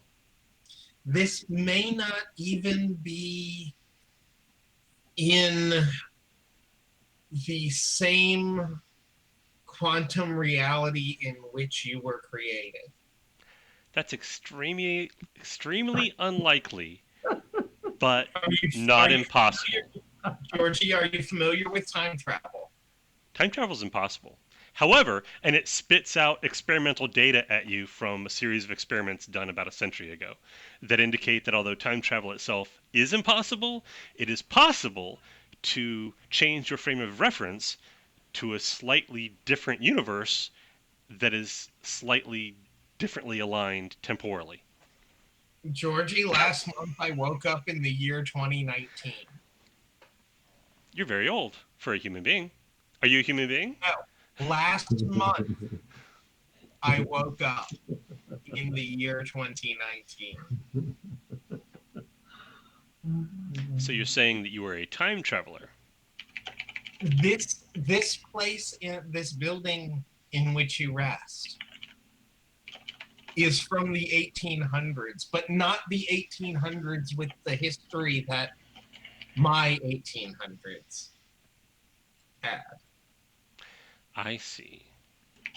So what you're describing, and then it goes into heavy mathematics. If that is a... Do you have science as a skill? I did in one of my builds. Did I keep it? No, I didn't. Okay, I do. Okay, Captain Harrows can speak to machines and can kind of intuit what things mean in a kind of like, you couldn't design a car engine or a catalytic converter, but you know how things work and you can take them apart and put them together. You're like that kind of person. Yeah. Well, it's spitting a mountain of math at you that you get like 5% of. Do you understand what I mean? Because I think that's what you're describing. If that's the case, then what you're describing would be consistent with that hypothesis. But that's never been proven. Okay. I don't think I know enough to confirm this, but all of the information that I can understand says yes. Okay. This is what's going on. Well, the important thing is that there's people here now who I can play for and who would like to play me.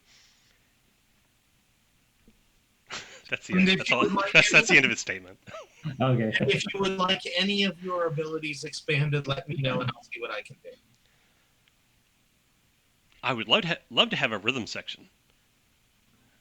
I was actually going to ask that if he can integrate with other instruments. We have more instruments. Oh yeah, no. It gives you the catalog. It gives you the catalog of peripherals that you can order that go along with it. Okay, I mean like regular. Okay, You can't order any yeah. more of you. Georgie, we may have to have a discussion about the handshaking and the protocol, but I think I can build you the devices that will allow that. If you can work out the firmware and the handshake. I would be tremendously grateful. Okay.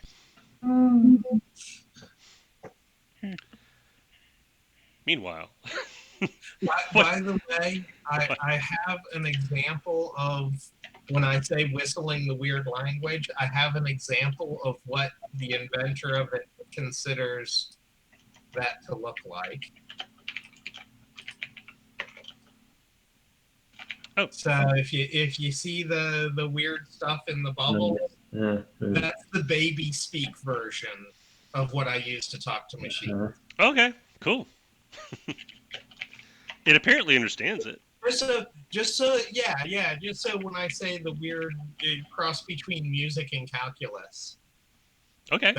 That's what the inventor of it thinks it should look like in print. So it's definitely something different. So long story short is you apparently have a 19 is 20th century. You apparently have a 25th century AI built into a player piano. Yeah.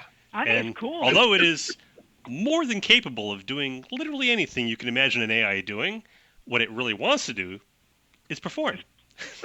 Yeah. Hey, if it wants to teach me how to play, I wouldn't mind trying. It would be happy to. Actually, it'll do anything you ask it to do. It's very compliant in that way. That looks like a lot of fun. It's a friendly AI. It wants to make you happy. Then it probably doesn't want anything to do with Black Spider. It would. It wants to help you. Like if you throw like some impossible math problem at it, it'll do its best to answer it for you because it wants to be helpful. What it most wants to do is be helpful by performing. Yeah, it wants to be a piano. There's what it's good at, and there's what it enjoys. It enjoys playing piano or performing in general. It can play other instruments. So if anyone else in town plays an instrument like a violin or a guitar, or anyone else has anything else, we could try to get something together. That would be fantastic. If you can do that, well, I have literally nothing to offer you, but I'd be tremendously grateful. So I'll ask around, see if anybody's interested in trying. Well, I'm sure there's a couple of people with fiddles. Probably a guy with a mouth harp. Doing, doing, doing, doing, doing, doing, doing. You can get a weekly band going. Jam sessions. Kazoo. Sure. All right. Meanwhile, so now that the whole Georgie the artificially intelligent player piano is resolved. And at some point, Tandy will tell you that there was a chain storm came through. Everybody hunkered over under tables and so forth until it was gone, and then suddenly there was piano in the room, and it wasn't there before. Also, that's the day Tom disappeared. But anyway, it happens. Chain storms. Usually they don't hit this far close. This close. Usually they're either out over the water or they're way inland. The coastline is actually kind of a safe zone as far as chain storms go. It's something you'll either pick up through osmosis by talking to people, but once in a while they do hit and it changed something. That's how the Buddhist monastery showed up. Chain storm came through the what do you call it? The chapel, the little church in the middle of town, and little cemetery, gone. Buddhist temple, big green Buddha. Japanese guys. So it happens. But anyway, that's where the piano came from. Okay. Kind of cool, that piano. I think so. No. I definitely think Isco should play Georgie any chance we get. And I think Georgie could be a valuable resource by the end of things. Yep. So we need to figure out what we're going to tell Black Spider. Yeah. We got to deal with Black Spider. I think the thinking machine respectfully declines your offer. I like it. We've asked. We checked. We checked. He wants to stay here. We are. I like this better. Yeah, we are respectful of the rights of machines. We're not bigots. Oh, actually, yeah, that works. That will still show respect to the other one, who probably is a machine. Yeah, we're not bigots. We're respectful of the rights of machines. Perfect. It's exactly what I'll say. Okay, so you go back and reply to the Black Spider at some point. Yeah. The Thing Machine respectfully declines your offer, and after a bit, the Black Spider responds and says, "The Hag of Crag Keep will not be happy to hear that." Hag of Crag Keep. Okay. Interesting. So, what can you tell me about this Hag of Crag Keep?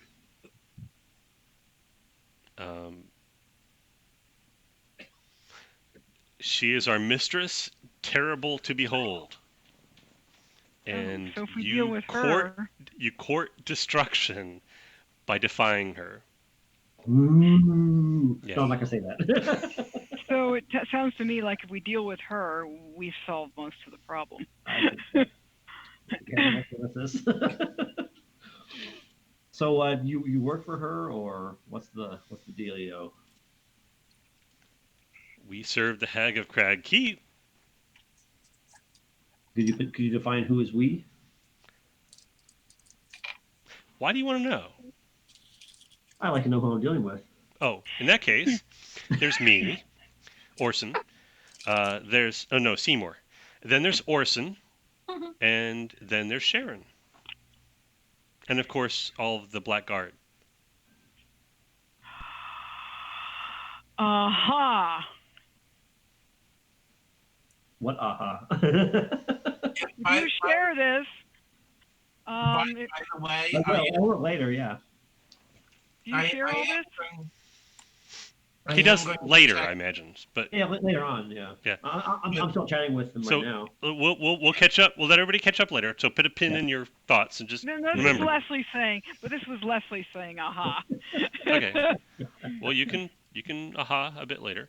Yeah. What okay. What did the Hag intend for the thinking machine? Oh, that's an excellent question. My understanding is that she wants to disassemble it and learn how it works. Oh. Well, I don't think it would like that. I Well, definitely would like that. I agree. Yeah. It likes what it's doing. She's always been very musical.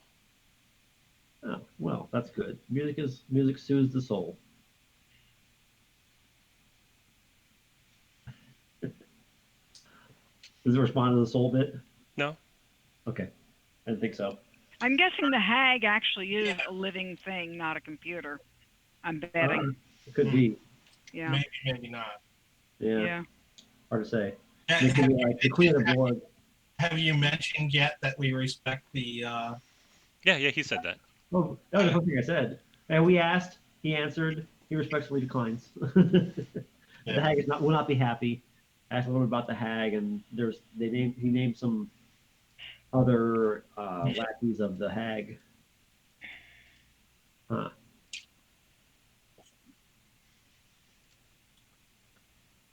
Have you given anything else? Any different thing to look for? I'm sorry, what?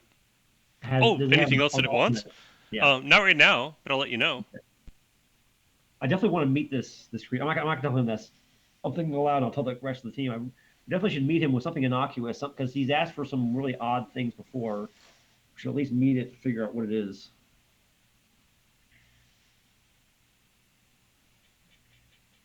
Yeah. Well, see what they need, and I'll build one. Yeah. Huh. So I'm going to try to get any more information on where this creature thing, whatever, is located. You don't need to know that. I do need to know that. Why? It is important. It is important that I know who I'm dealing with. I am the Black Spider. That's all you need to know. I think he's a megalomaniac wannabe. No, I think he's just not very good at this game and doesn't realize it. Yeah. But then again, he was dealing with somebody else who wasn't very good at the game either, but a little bit better than him. But you see, in case of emergency, I need to know where to find you. Oh, there's no way you could reach me. We're far, far away from you. Oh, and whereabouts is that? Oh, just north, just west of the flooding mesas. I can see them from my window. Oh, can you describe them to me? It sounds lovely. Oh, they're horrible. They're all green and have flowers, and where the sunlight cuts through them, it makes beams of light. It's horrendous. Oh, disgusting. I'll have to avoid that area. Please tell me more so I can know how to avoid it. Well, it's really easy. You can't miss it. It's very obvious when you're there because there's a river that runs across the valley, and there's mountains on either side, and then in the middle there's these enormous floating mesas. Can't really spell it out for you much clearer than that. You're really kind of dim, aren't you? How disgusting. Yes, sometimes I have my moments. Now, should you actually find your way this far, you'd still not reach us because there's the haunted forest between us and the floating mesas. Oh no, horrors. Lions Indeed. and tigers and bears, oh Indeed. my. They are Please tell me fierce what's there so I can know to protectors. avoid it. Hmm? Please don't tell me what's there so I know how to avoid it. Well, you can't avoid it because all of the paths to Crag Keep pass through the haunted forest. What's so haunted about the forest? The trees. Obviously. What about the trees? Well, they will kill you Oh, or how is capture that? you. Depends. How can trees do that? They don't really follow instructions very well, so they tend to get confused on kill versus capture. But whatever it is she has asked them to do, they have a pretty good chance of doing that, and then a small chance of doing the other one. She being the hag? Yes, our mistress. Yes. Sounds like she's terribly powerful. Oh, she's vast and powerful, mighty. I'm Her gonna try to play shadow this up- falls upon, and he I'm gonna like try to play this up and then waxes. build up the ego and see what I can find out about that. I'll get you, my pretty, and your little Right. dog, too. Right. Make a diplomacy roll. Okay.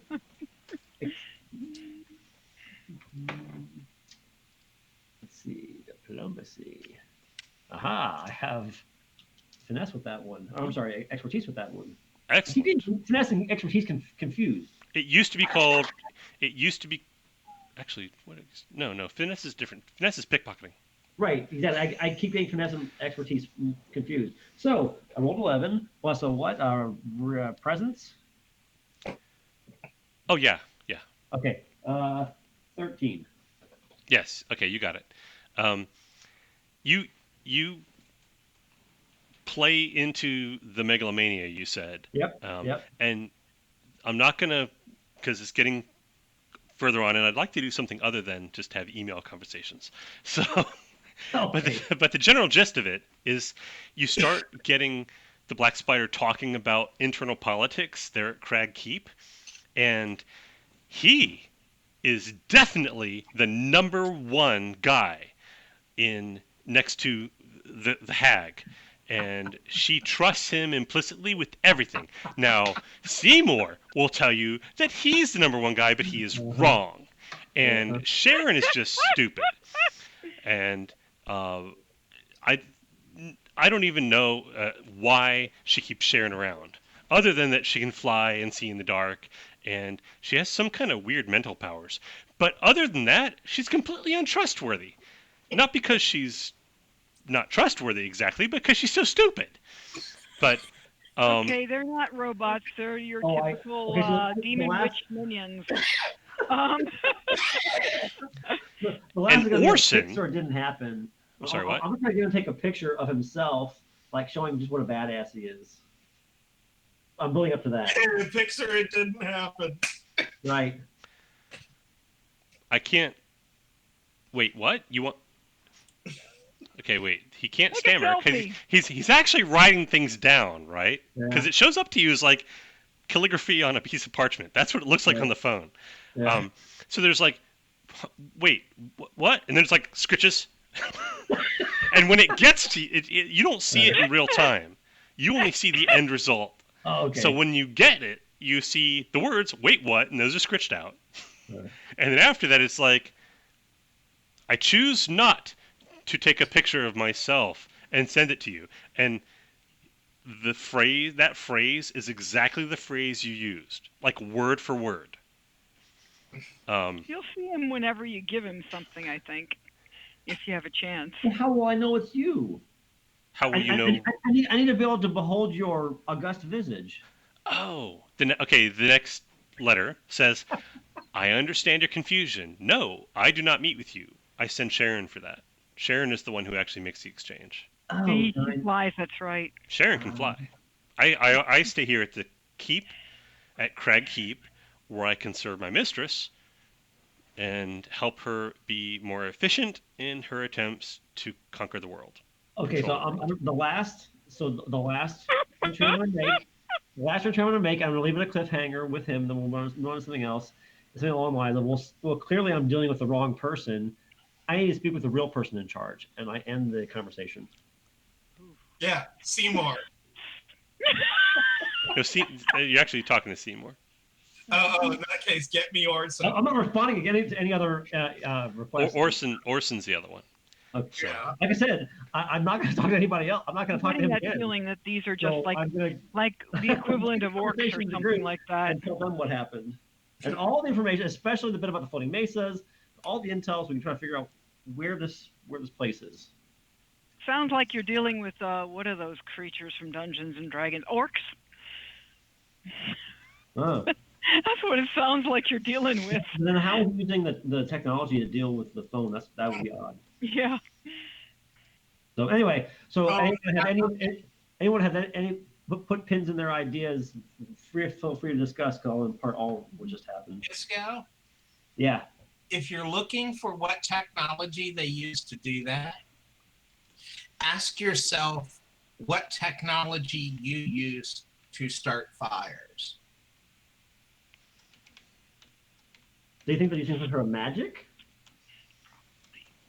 You and John can. Huh. Anna can do things that she couldn't before, as can Michael, as can I. Oh, I never thought of it that way. Because what I do is just what I do. But I guess it could be. I guess it could be seen as magic. Maybe this guy's ability is communication. Huh. And so they use him as the communication hub.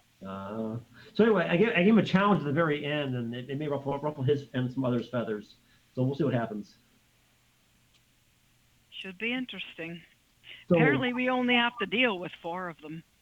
So, Michael, you had said you had something. Well, no, with me, it's more like since you've been dealing with Black Spider and Donald's been dealing with the piano, I can get some of the stuff done since they blew all those bullets fighting the Black Knight things. Get some of the bullets done for everybody who lost some. Give Emmett back the one I borrowed. Right, but when I was having the conversation with Black Spider, you had. I've been working in the smithy. No, he's talking about you. Like said, oh. Yeah, yeah, the Black Knights that were around the water, the well. They might be They might be some of the minions of our friend the Hag of Crag Keep. See, that's what I was doing, was checking the dust of what I caught from the Black Knights to see if it's whatever, nanomachine to carbon particle. But I'm betting ground up bone. Yeah, I'm betting if we're dealing with a witch, which we probably are, those were her minions. I would have to agree with you, sir. I would have to agree with you. Why would they have been at the well, though? How would Remember that they're moving it. They're trying to invade the world as usual, and they've been aware of what's been going on in the town. So they got to. They are trying to get half a dozen humans. Probably. Yeah. So back to that. What do you think about that? Who do we take with us? Someone capable that's willing, like Rose. Or someone from the monastery. Oh. You don't want to take the sheriff away from the town. So. If they are martial monks, they may send a champion. Interesting. I What if don't you know. got him? What if you got him killed? Wouldn't you feel bad? I saw it on an anime. No, I wouldn't feel bad. You wouldn't feel bad if you got him killed? Not if they're Buddhist, and he was a champion. Let's That's what he- reincarnate if he's lived a good life. Yeah, wouldn't feel bad at all. I would celebrate him. Well, yeah. It would have to be a volunteer on the Yeah. volunteer basis. Well, someone who can yeah. understand what we're trying to accomplish. Yeah. That's a good question. What are you trying to accomplish? I don't know. Well, we're trying to get rid of a megalomaniac who wants to take over the world. Well, wait. No, we're not. We are trying to make sure that our megalomaniac takes over the world. That's true.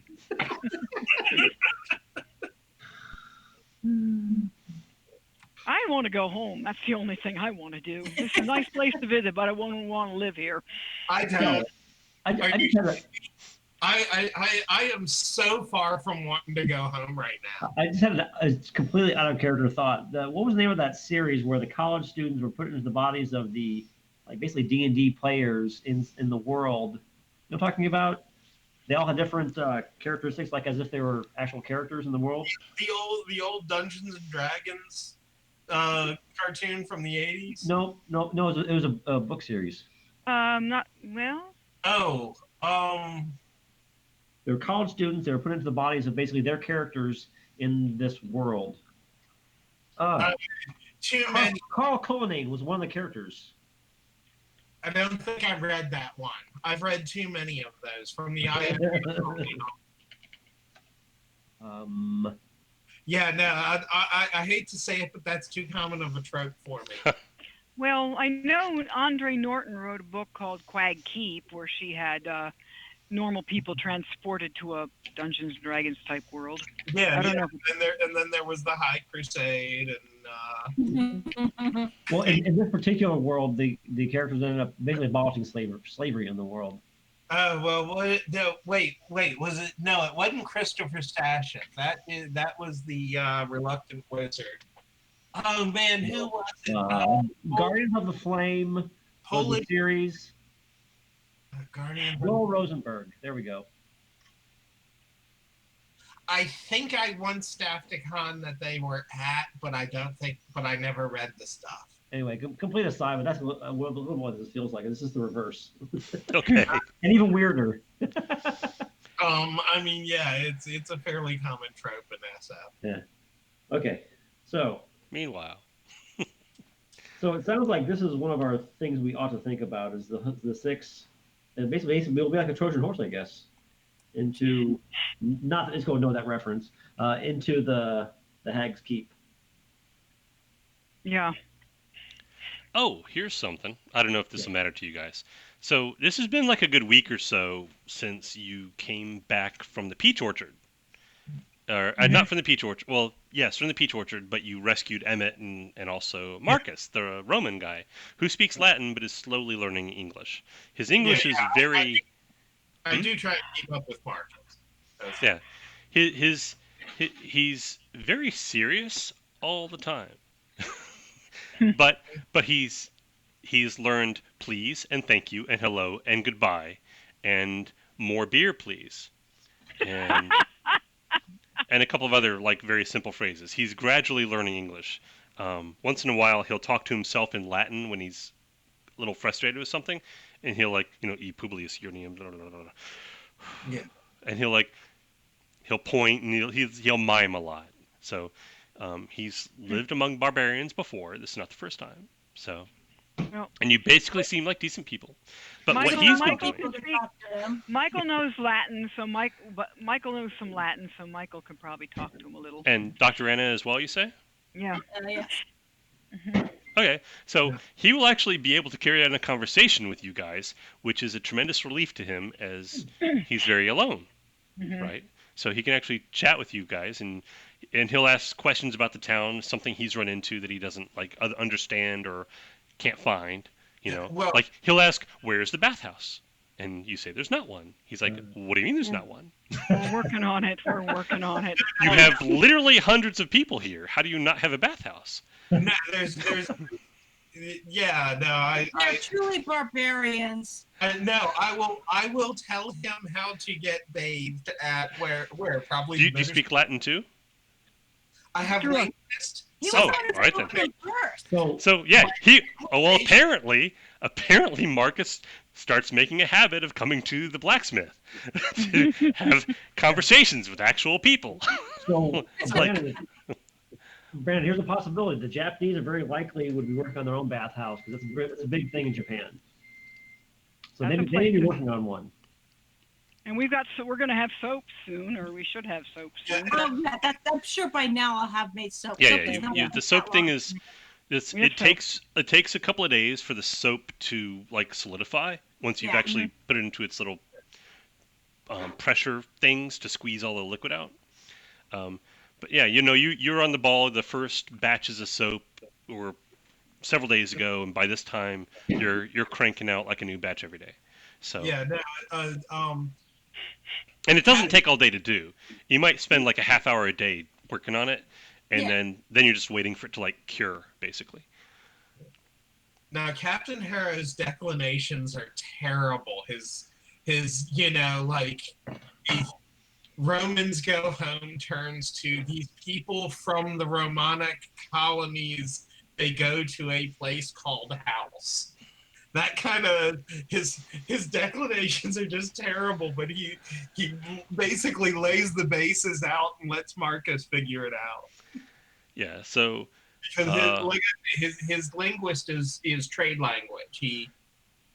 He knows the yes, no, let's make a deal in enough languages. He can learn. He knows those words in all the languages. so your Latin is about as good as his English. Yeah. pretty much. Isco mentions that maybe the Japanese monks have a bathhouse, and maybe you can work something out. And I don't think Isco speaks Latin though, so I imagine that's like going through somebody Yeah. translating it. See, I was gonna suggest he call upon the prostitutes to get bathed. Well, or it could be that Marcus may have run across Japanese and seen that. Sure. Well, no, he's never seen Japanese people No. before. Yeah. Yeah. But so Isco recommends the Japanese monks, and Captain Harrows recommends the ladies at the Bittersweet, and he seems willing to investigate both of those options. So, but one of the things he's been doing, Out of his bathhouse. One of the things he's been doing. is helping, and it took a bit of explaining to get people to help him, and he probably had to come have you guys like ask to translate for him, because what he's trying to describe is more complicated than the English he knows, and entirely more complicated than the Latin everybody else in town knows, because the only person who knows any Latin is Doc Sue, and everything he knows has to do with writing prescriptions. So, and a few medical terms. Anyway, those long series of like spiked logs that are arranged around the fields and like around the gates to the town.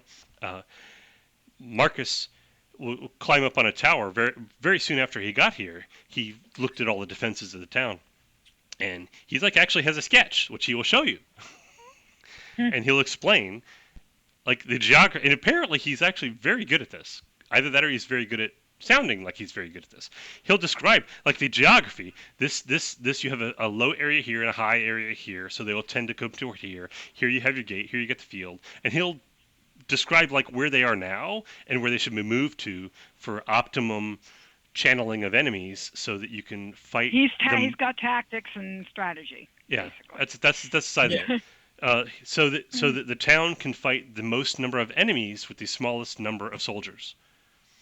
So that's kind of what he has been doing. Once you explain that to the people in the town, they're like, "Oh, sure, that sounds good." They'll go, because it takes like a dozen people to move one of those things. They're crazy heavy. And he helps. He doesn't just like stand there and point. He's definitely a hands-on guy. But once he'll like scratch out in the dirt where it needs to go to, and then like 15 people will move one of these things, put it down, move another 6 feet, put it down until it's like more arranged in like a tactical advantageous arrangement, and it takes like a week because there's tons of them. So when I have a chance and not playing with Georgie, playing Georgie, I should say. Hanging I out with will. Georgie. I will. I can help too. Fingering Georgie. I will Goodness. shapeshift into some sort of a creature that could have a lot of brawn, that could help move these things faster. And I Oh, can sure. also, if these things don't weigh more than 3,500 pounds, I can probably help too. Well, you can help 3,500 pounds worth at the very least. Yeah, that too. Yes. Mm. Hmm. So yeah, between the two, you guys, and Isco doesn't have to just turn into things that are like real. Like he can turn into an ogre, or anything that he has seen in his other existence. And there's like I think tons he'll of crazy figure stuff like He'll that. figure that out, but he's getting there. Oh, okay. Like, no, Gelatinous Cube was kind of a fluke, but he'll figure that out eventually. He can do Okay. other cool things too. But yeah, you guys help out. Practice it so I can get our. A brawn of our- 5 would be pretty good, wouldn't it? Sorry, what? A brawn of 5 would be pretty Oh strong. yes, a Brawn of 5 is very good. I'll even tell you how much Oh, that picks up. your pretty spotted cat is looking very cute behind you. He's actually. Brandon, no, I'm talking about Brendan's pretty spotted cat. I Your cat's looking Your very. cat's He's pretty actually too. sleeping. Greg, your cat's looking very pretty too. We all have cats. Yeah. Okay. Yeah, mine's outside on the deck. Do you have that mesh on your deck like you had at your other apartment? Yes, I do. Neat. Yeah, any normal cat could jump and get away. She jumps on the sill and just lays there. Good. Yeah, she really has the prey instinct of lawn furniture. Well, if she had any more instinct about it, I would have put more effort into it and have it so that like almost enclosed so she couldn't jump out. I know how to do that, but she's shown no effort. Yeah, no, Kieran had me block up where she could get, when we first set up the gate, she got out through the gate, and Kieran had me block it off. What she did is she got out through the gate. I found a single paw print in the mud, and she was back in the gate. The only reason we knew she got out is because there was a single paw print in the mud. She's like, nope, don't want to be there. Ooh! I got outside on me. Ooh! Yeah, so at the bottom of the stairs are a couple of large tiles that somebody had set into the ground or laid on the ground, and they've since sunk. And so whenever it rains really hard, the clay mud from the yard pulls with the rainwater at the steps. So it just, there's always a thin cover of mud. We've scraped it, it comes right back. Yeah. And so she clearly thinks the whole yard's like that. Right now, we've been in a drought for who knows how long. And But she tell her that. she won't notice. She doesn't care. It's like, it's icky out there. I'm not going anywhere. Yeah, no, I think Brandon got it right when, ew, I got some outside on me. Yeah. Yeah, my ex has a Norwegian forest cat. Seriously? And the first time it encountered snow, a purebred Norwegian forest cat, it encountered snow. It gingerly touched the snow. It was like, nope, I'm not doing that. I'm like, you of all cats are not going to do snow, really. Norwegian forest cat. Gracie's done that Seriously? too. Come on now. Gracie did that too. Huge coat, beautiful fur coat. Yeah, right. Oh yeah. 'Cause Poser. Yeah. Yeah, Gracie's done that too, because I've gotten snow out back when I was on an apartment because I had an uncovered balcony. Did the exact same thing. Took one step, got one more paw print to prove it, right back inside. Not gonna happen. Not gonna Anyway, happen. there's Marcus the Roman. Oh, Yeah. of course. Wait, that was Robin Hood, right? It's actually still from his Robin Hood Okay. movie, but that's of So- all the pictures I could find of him, looking kind of like that. I think that's actually the closest to what he looks. The guy who you found looks like. If So- we explain the plan to Marcus, he might be our sixth. Hmm. What do you think? He's capable. He's a soldier at least. Yeah. Yeah. Oh, he winds up hanging out at the Bittersweet. He knows what it's in for. Yeah. He's respectful and doesn't make extraordinary demands on them, which is a step above the last bunch of clientele I had. I was gonna say I expect him to be more civilized. Yeah, pretty much. I was So- watching Deadwood recently, so I kind of get it. So anyway, yeah. So, well, you can't do your Trojan horse plan right now because we don't have everybody.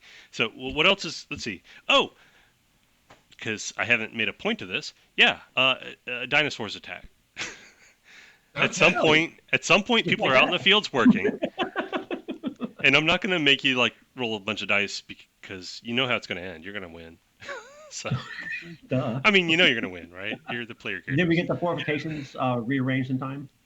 Oh yeah, this is toward the end of that. I mean, they're not all in place yet, but it's 80% done.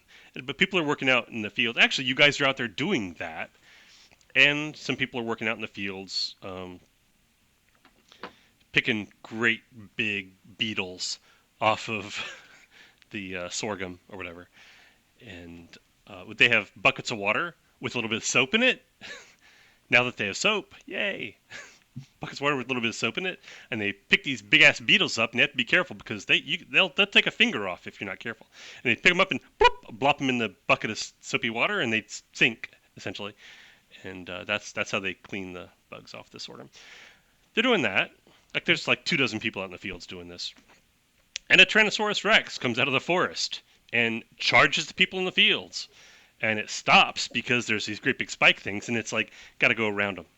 So there's a little bit of like a ring around the rosy kind of a thing going on as the Tyrannosaurus chases people, and then you guys kill it or drive it away.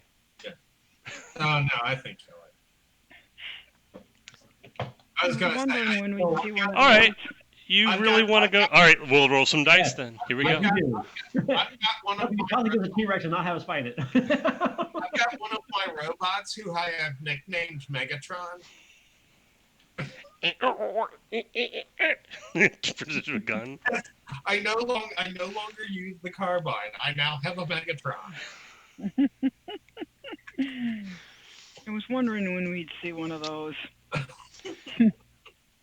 Anyway, let's see. Basically, I extend my arm and a thing that has a nasty end on it. Is it that? Well, there's you. There's Anna. Michael's not really a ranged damage kind of combatant, but maybe you could discourage it. Actually, with guns, I am.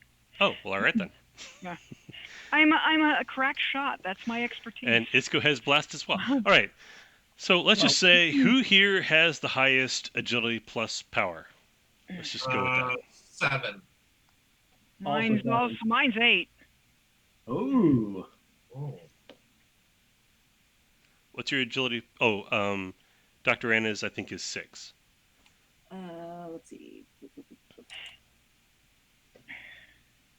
Sorry. My agility is 3. What was the other one? Power. Power. Power level. is also 3. So yeah, 6. Okay. So here's how this will work, because I don't want to go through the whole combat thing. I don't feel like dealing with it. So Michael, will the one be out. Everybody's fighting, but the one who actually rolling the dice is Leslie. So Leslie rolls 2 dice plus 3 dice for the other people helping you, and you 4 as a group roll whatever Leslie rolls versus the Tyrannosaurus Rex. So Leslie, Okay. You said I your rolled. agility. Hang on. Agility plus power level plus your 2 dice plus 1, 2, 3 for the people helping you. So 5 dice total versus the Tyrannosaurus Rex. This is my expertise, so we get to re-roll the bad rolls. I was gonna ask. Oh my God. On Yeah. 5, yeah, okay. That adds up. Yeah. Okay, so we've got So it's a minimum of 15 plus agility plus. for all those dice, 33.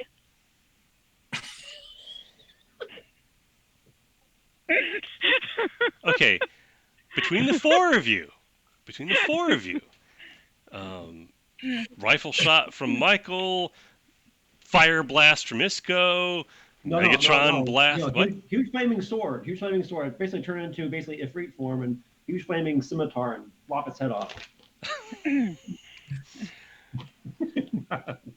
Oh, this is something I didn't describe to you. When you turn to Ifrit form, you look like yourself. You just are red. Yep. And maybe a little bit taller, but not Yep. like crazy Yep. taller. Exactly. Because you're you. Yep. With these powers, you're not like Yep. a completely different creature. Yep. Much like The- John Erlang, when he gets his armor and stuff, he Yep. basically still looks like still John John Erlang. He's just Erlang, glowing yeah. with golden armor. Yep. So Yep. it's like that. Basically, hair is all flamey, and you can basically tell if you get too close, you might get hurt because of the damaging go. aura.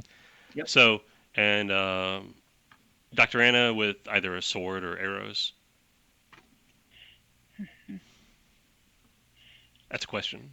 I'm just curious. Kieran there? Hello? Oh, Yeah, I'm still here. Dr. Anna, sword or arrows? Oh, arrows. All right. So the four of you essentially are fighting the Tyrannosaurus Rex while it's chasing people. It takes it an action or two to realize that you're attacking it because it's not that bright. They're Um, stupid. And you rolled so well that it doesn't even snatch up one person and eat it before you Good. guys drive it away and it runs off into the swamps. Oh, I want to cut its damn head off and post on its pike outside the town. That'd be you'd need a Oh, big one pike for that. of the others. It's like a row of pikes. Anyway, it flees. It roars its defiance at you as it flees back into the swamps. Oh, hey, who here actually has some scientific knowledge of dinosaurs and stuff? I have cryptozoology. And I'm sure as well Dr. as Anna does too. biology, and Okay, so Dr. Anna and Michael both know in the real world, the fossils of Tyrannosaurus rexes are like 1/3 the size of the thing you just fought. What you yeah, fought a big one. was really, really big. Wow. Ooh. It was like a Tyrannosaurus rex from a movie, not a Tyrannosaurus rex fossil. Ooh. So No, that's no, interesting. I've been in the presence of an actual T-Rex fossil. It's still Pretty big. Yes, they are big. Ooh. This was big. This is huge. This And one you do got- serious damage to it before it runs away. But it still runs away. Yeah, no, this is like Godzilla walking over the skyscrapers big. Not that big, but still Yeah. big. Somewhere in between. All right. Actually, I think I've got a picture of. I don't know. What were they? I mean, ground to eye level was what, like 20 feet on those things? Actually, I've got a picture here if I can find it. I'm like 20 feet just ground to eye level. Ah, not even... no, actually, not that big. No. Well, it depends on if it's standing up straight or not. Hang on a second. I'll show you. I'm thinking If of my- the one. Yeah. If my share screen thing will work. It keeps not. Oh, come on. Really? Again? All right, hang on. I'm just thinking about standing under the one at the Smithsonian and having it tower over me like a 3-story building. Let's try this. Okay, It that was- tab is not even open in my browser anymore. So what is it showing? I don't understand. Maybe if I just stop, I'll stop Firefox. That won't mess up this. Okay, I'm gonna stop Firefox. I'm gonna restart it. We're gonna see what happens. Here we go. Okay.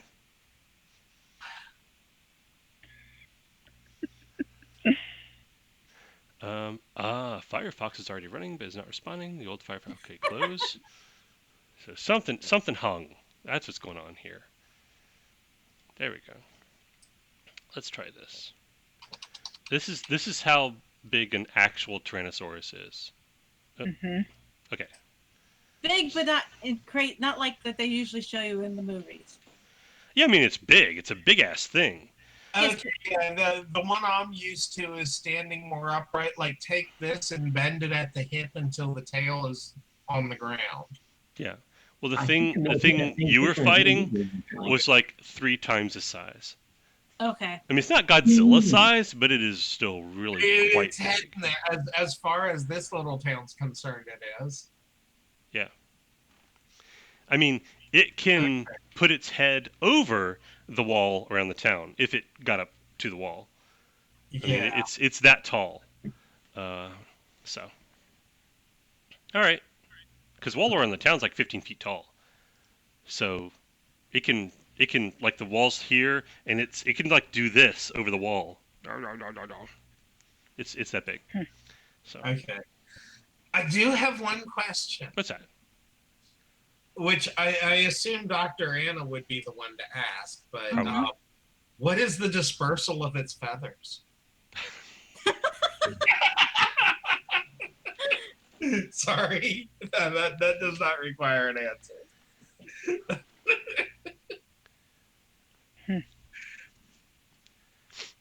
Yes. Is it feathered or not feathered? So I do know all these dinosaurs. They're actually finding out we're actually feathered. Yeah, no, I figured since he was reaching to the point that humans were on Mars in the 25th century, that we might as well go ahead and get a definitive answer to that one too. Well, this particular Tyrannosaurus Rex doesn't have feathers. Ooh. Okay. Or at least not from the distance that you saw it. If you looked at it like really close up, maybe it would have some here and there. But at the scale you're encountering it, you're not really seeing feathers. I'm not worried about the feathers while I'm shooting. Yeah, pretty much, yeah. All right then. Anything else you guys want to do? It's getting late, and we've been running late last couple of weeks, so I'm going to let you guys go to bed if you want to go to bed. Yeah, I need to go to bed. Okay. Well, was this fun enough? Is this worth doing? Oh yeah. Yeah. We're getting somewhere. Okay. Absolutely. Okay, I'll make sure I haven't left anything undone. Okay, you had an extensive email conversation with the Black Spider, who you've learned is named Seymour. And I insulted there at the end, which I hope they'll take the bait. And let's see, you did encounter, we kind of fast forwarded through it, but you did encounter Tyrannosaurus Rex and found out why they have the big spiky barricades around the town. Let's see. And we'll go ahead and thank Marcus for having us move the barricades because that was helpful. That's pretty much all the answer you get from that. It's just, Oh, at some point he will ask you, because he's not sure how to phrase this in English, because it's a more complicated question in English than he knows how to do yet. But he wants to know, who is the commander of this fortress? Because he thought it was Sheriff Rose, but Sheriff Rose appears to defer to Sam Winston, who, as far as Marcus can tell, is not a soldier and is possibly a scholar of some kind. And at times, they both defer to Tandy, who, as far as he can tell, is a wench. So he's unclear about the chain of command. Okay. I tell him that the mayor is administration. He doesn't even know who you mean when you say that. The mayor. Um, And you describe him, and he says, him? Because I met him. I thought he was the custodian of the temple.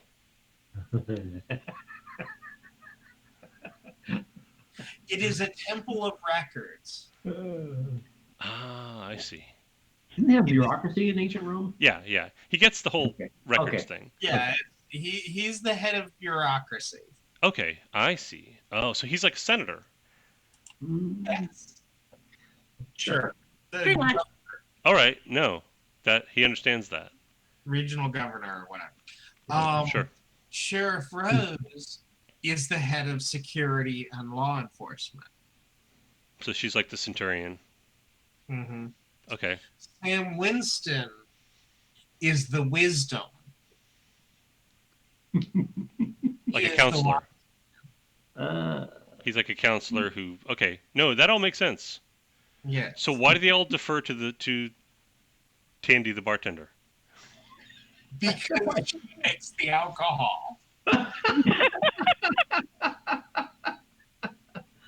Okay. She's provisions. She's No, provisions. no. I get it. Yeah. Actually, it's a really good question. What is the term for No, provision? we didn't think about that. Actually, it's a good question. Why do they all defer to her? Yeah. Oh, it's nothing more than just alcohol. Provost. Is that what it's called? Provost? She's the provost sergeant. And everybody Well, they only defer to her while they're in the bar. Yeah. It's not like she leaves the bar and tells people what to do. It's just like when they're in the bar, they do what she tells them because it's her bar. Yeah, it's her space. Yeah. Because she makes the alcohol. Yeah. Mm-hmm. Okay, no, that all makes, now that you've explained it, it makes perfect sense. Thank you. So is he? Oh, he'll ask you guys this since you're the ones who actually can speak a civilized language. As far as you're concerned, is he being useful? Because it was obvious when he got here that everyone in this town had a useful task they performed. Yes. You're not exchanging coins for anything. You're all being useful. And he wants to make sure that he is useful. Yeah, I tell him this is a place where talents are given freely and not counted. Well, Not even kept so, he track. wants to be useful. Yes. All right. I have an idea. You have already helped by maintaining the barricades. They helped us. That's. I'll get to just a second, Craig. That is why he made a point of doing that, because the first day he was here, it was obvious to him what was actually not obvious to Edgelord or Cyril. It was obvious to Marcus because he basically spent his whole first day just watching what people did.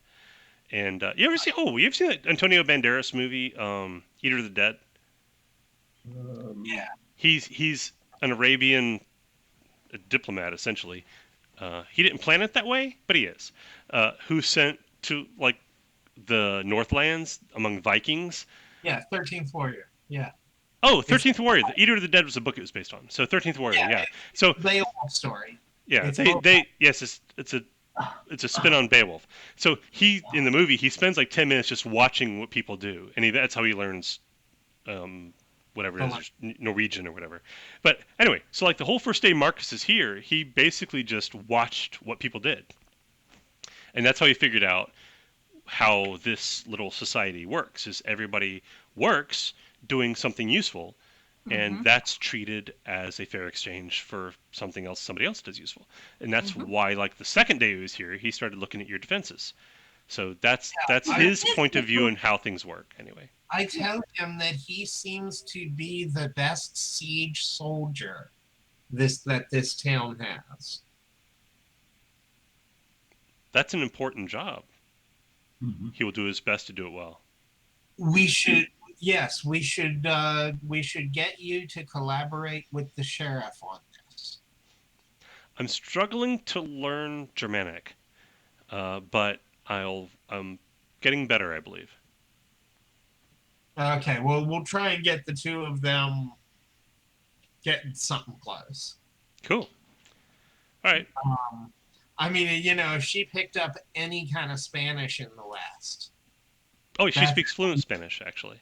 Yeah, that's at least a Latin root. He's going to be able to throw roots at her. Like a quarter. Okay, I don't know if I mentioned this explicitly, but like about 10% of the town is Chinese, and like maybe a fifth of it is Spanish or Mexican, and there's probably a good 30% that's black folks and American black folks. So it's extremely mixed as far as ethnicities go. For the most part, though, black folks and the white folks all speak English. The Mexicans all speak English or Spanish, and most of them speak English as well. Most of the white folks speak some Spanish. The black folks generally don't speak a lot of Spanish. A few of them do. And the Chinese folks mainly speak some English. There's not a whole lot of people who speak Chinese other than Chinese folks. So you've got like a real mix of languages going on.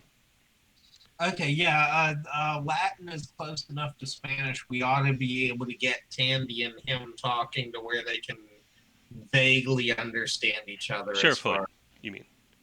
Yeah. Oh, yeah, not Tandy, Sheriff Hood.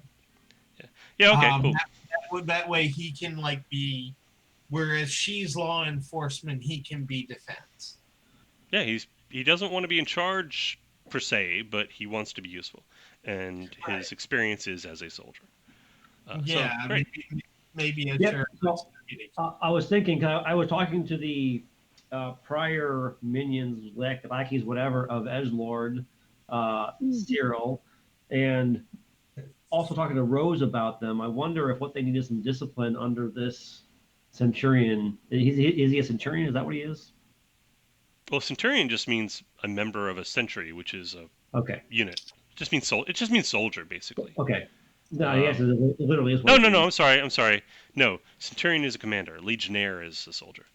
So he was a legionnaire. He was a member of a legion. So yeah, Centurion has like 100, give or take, people under them, like more than a sergeant, but less than a. So basically, I may get Rose and him together to talk about how the followers of Edgelord might be useful, and they might need like a boot camp, to whip them into shape, and maybe give them some discipline and focus in what they're doing. And they could be good. They could be good soldiers. Who knows? If they followed orders before, they may do it again. Well, I'm going to want to crawl to bed very shortly. All right. Okay, briefly, and then we'll stop. Rose doesn't want to give them guns. She told them they were on 6 months probation. Yep. And at the end of 6 months, if they've kept their noses clean and stayed out of trouble, then she'll let them have guns again. However, maybe Sword, spears or swords or something? Exactly. Drilling, learning that kind of thing. A boot camp type situation with the Legionnaire running them. And they Legionnaire's not going to teach them guns because he doesn't know it. He's going to teach them other. And if they do well, maybe they'll get their guns back early. Actually, he shows an interest in the guns pretty quickly. Oh, of course he does. Fine. But totally excellent. So since that's actually Rose thinks that's a pretty decent idea, Isco. What she'll say to Edgelord's former minions is that if they agree to train under Marcus as whatever Marcus wants, legionnaires, then if he signs off of them and says that they've done a good job, then she'll cut their probation from 6 months to 4 months. Good. And that way they've got some motivation for that. Yeah. And Marcus will have some people that he can use for whatever he's doing. And hopefully the town will be more secure for it. Right. All right. I still want my apprentice every once in a while. Oh, Jack? Oh. Actually, Yeah. Jack, Rose will come to the blacksmith to make that offer to Jack, and he'll like, yeah, well, that's a good offer. That's a good offer. I like that a lot. But I'm kind of learning to be a blacksmith, and I think I'm doing pretty good at that.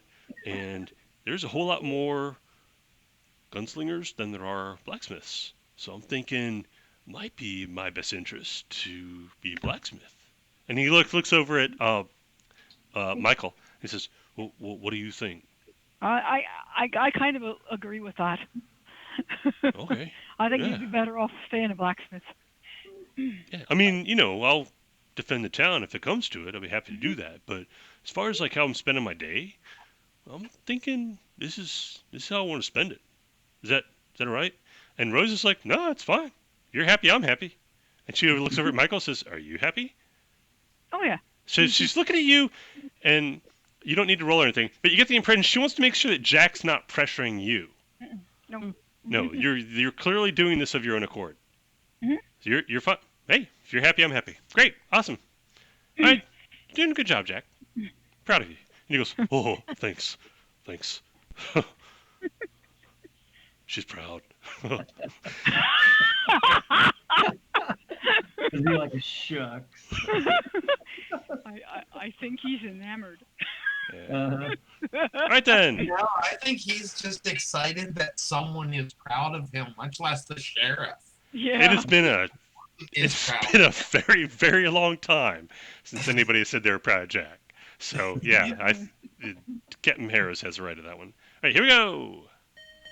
This has been Pirates of the Mesozoic with Craig Smith, Donald Von Griffin, Kieran Torres, Leslie Denneberger, Lloyd, who has pressing personal business, me, GM Brandon Blackmore, and my cat, Sebastian. Who knows his name? All right, Aw, this is and cute. we even had a Tyrannosaurus Rex tonight, so yay! All right, see you next week, and hopefully we can do something fun. Maybe pull some tricks on the black spider. Who knows? All right, you have a good night, everybody. Good night.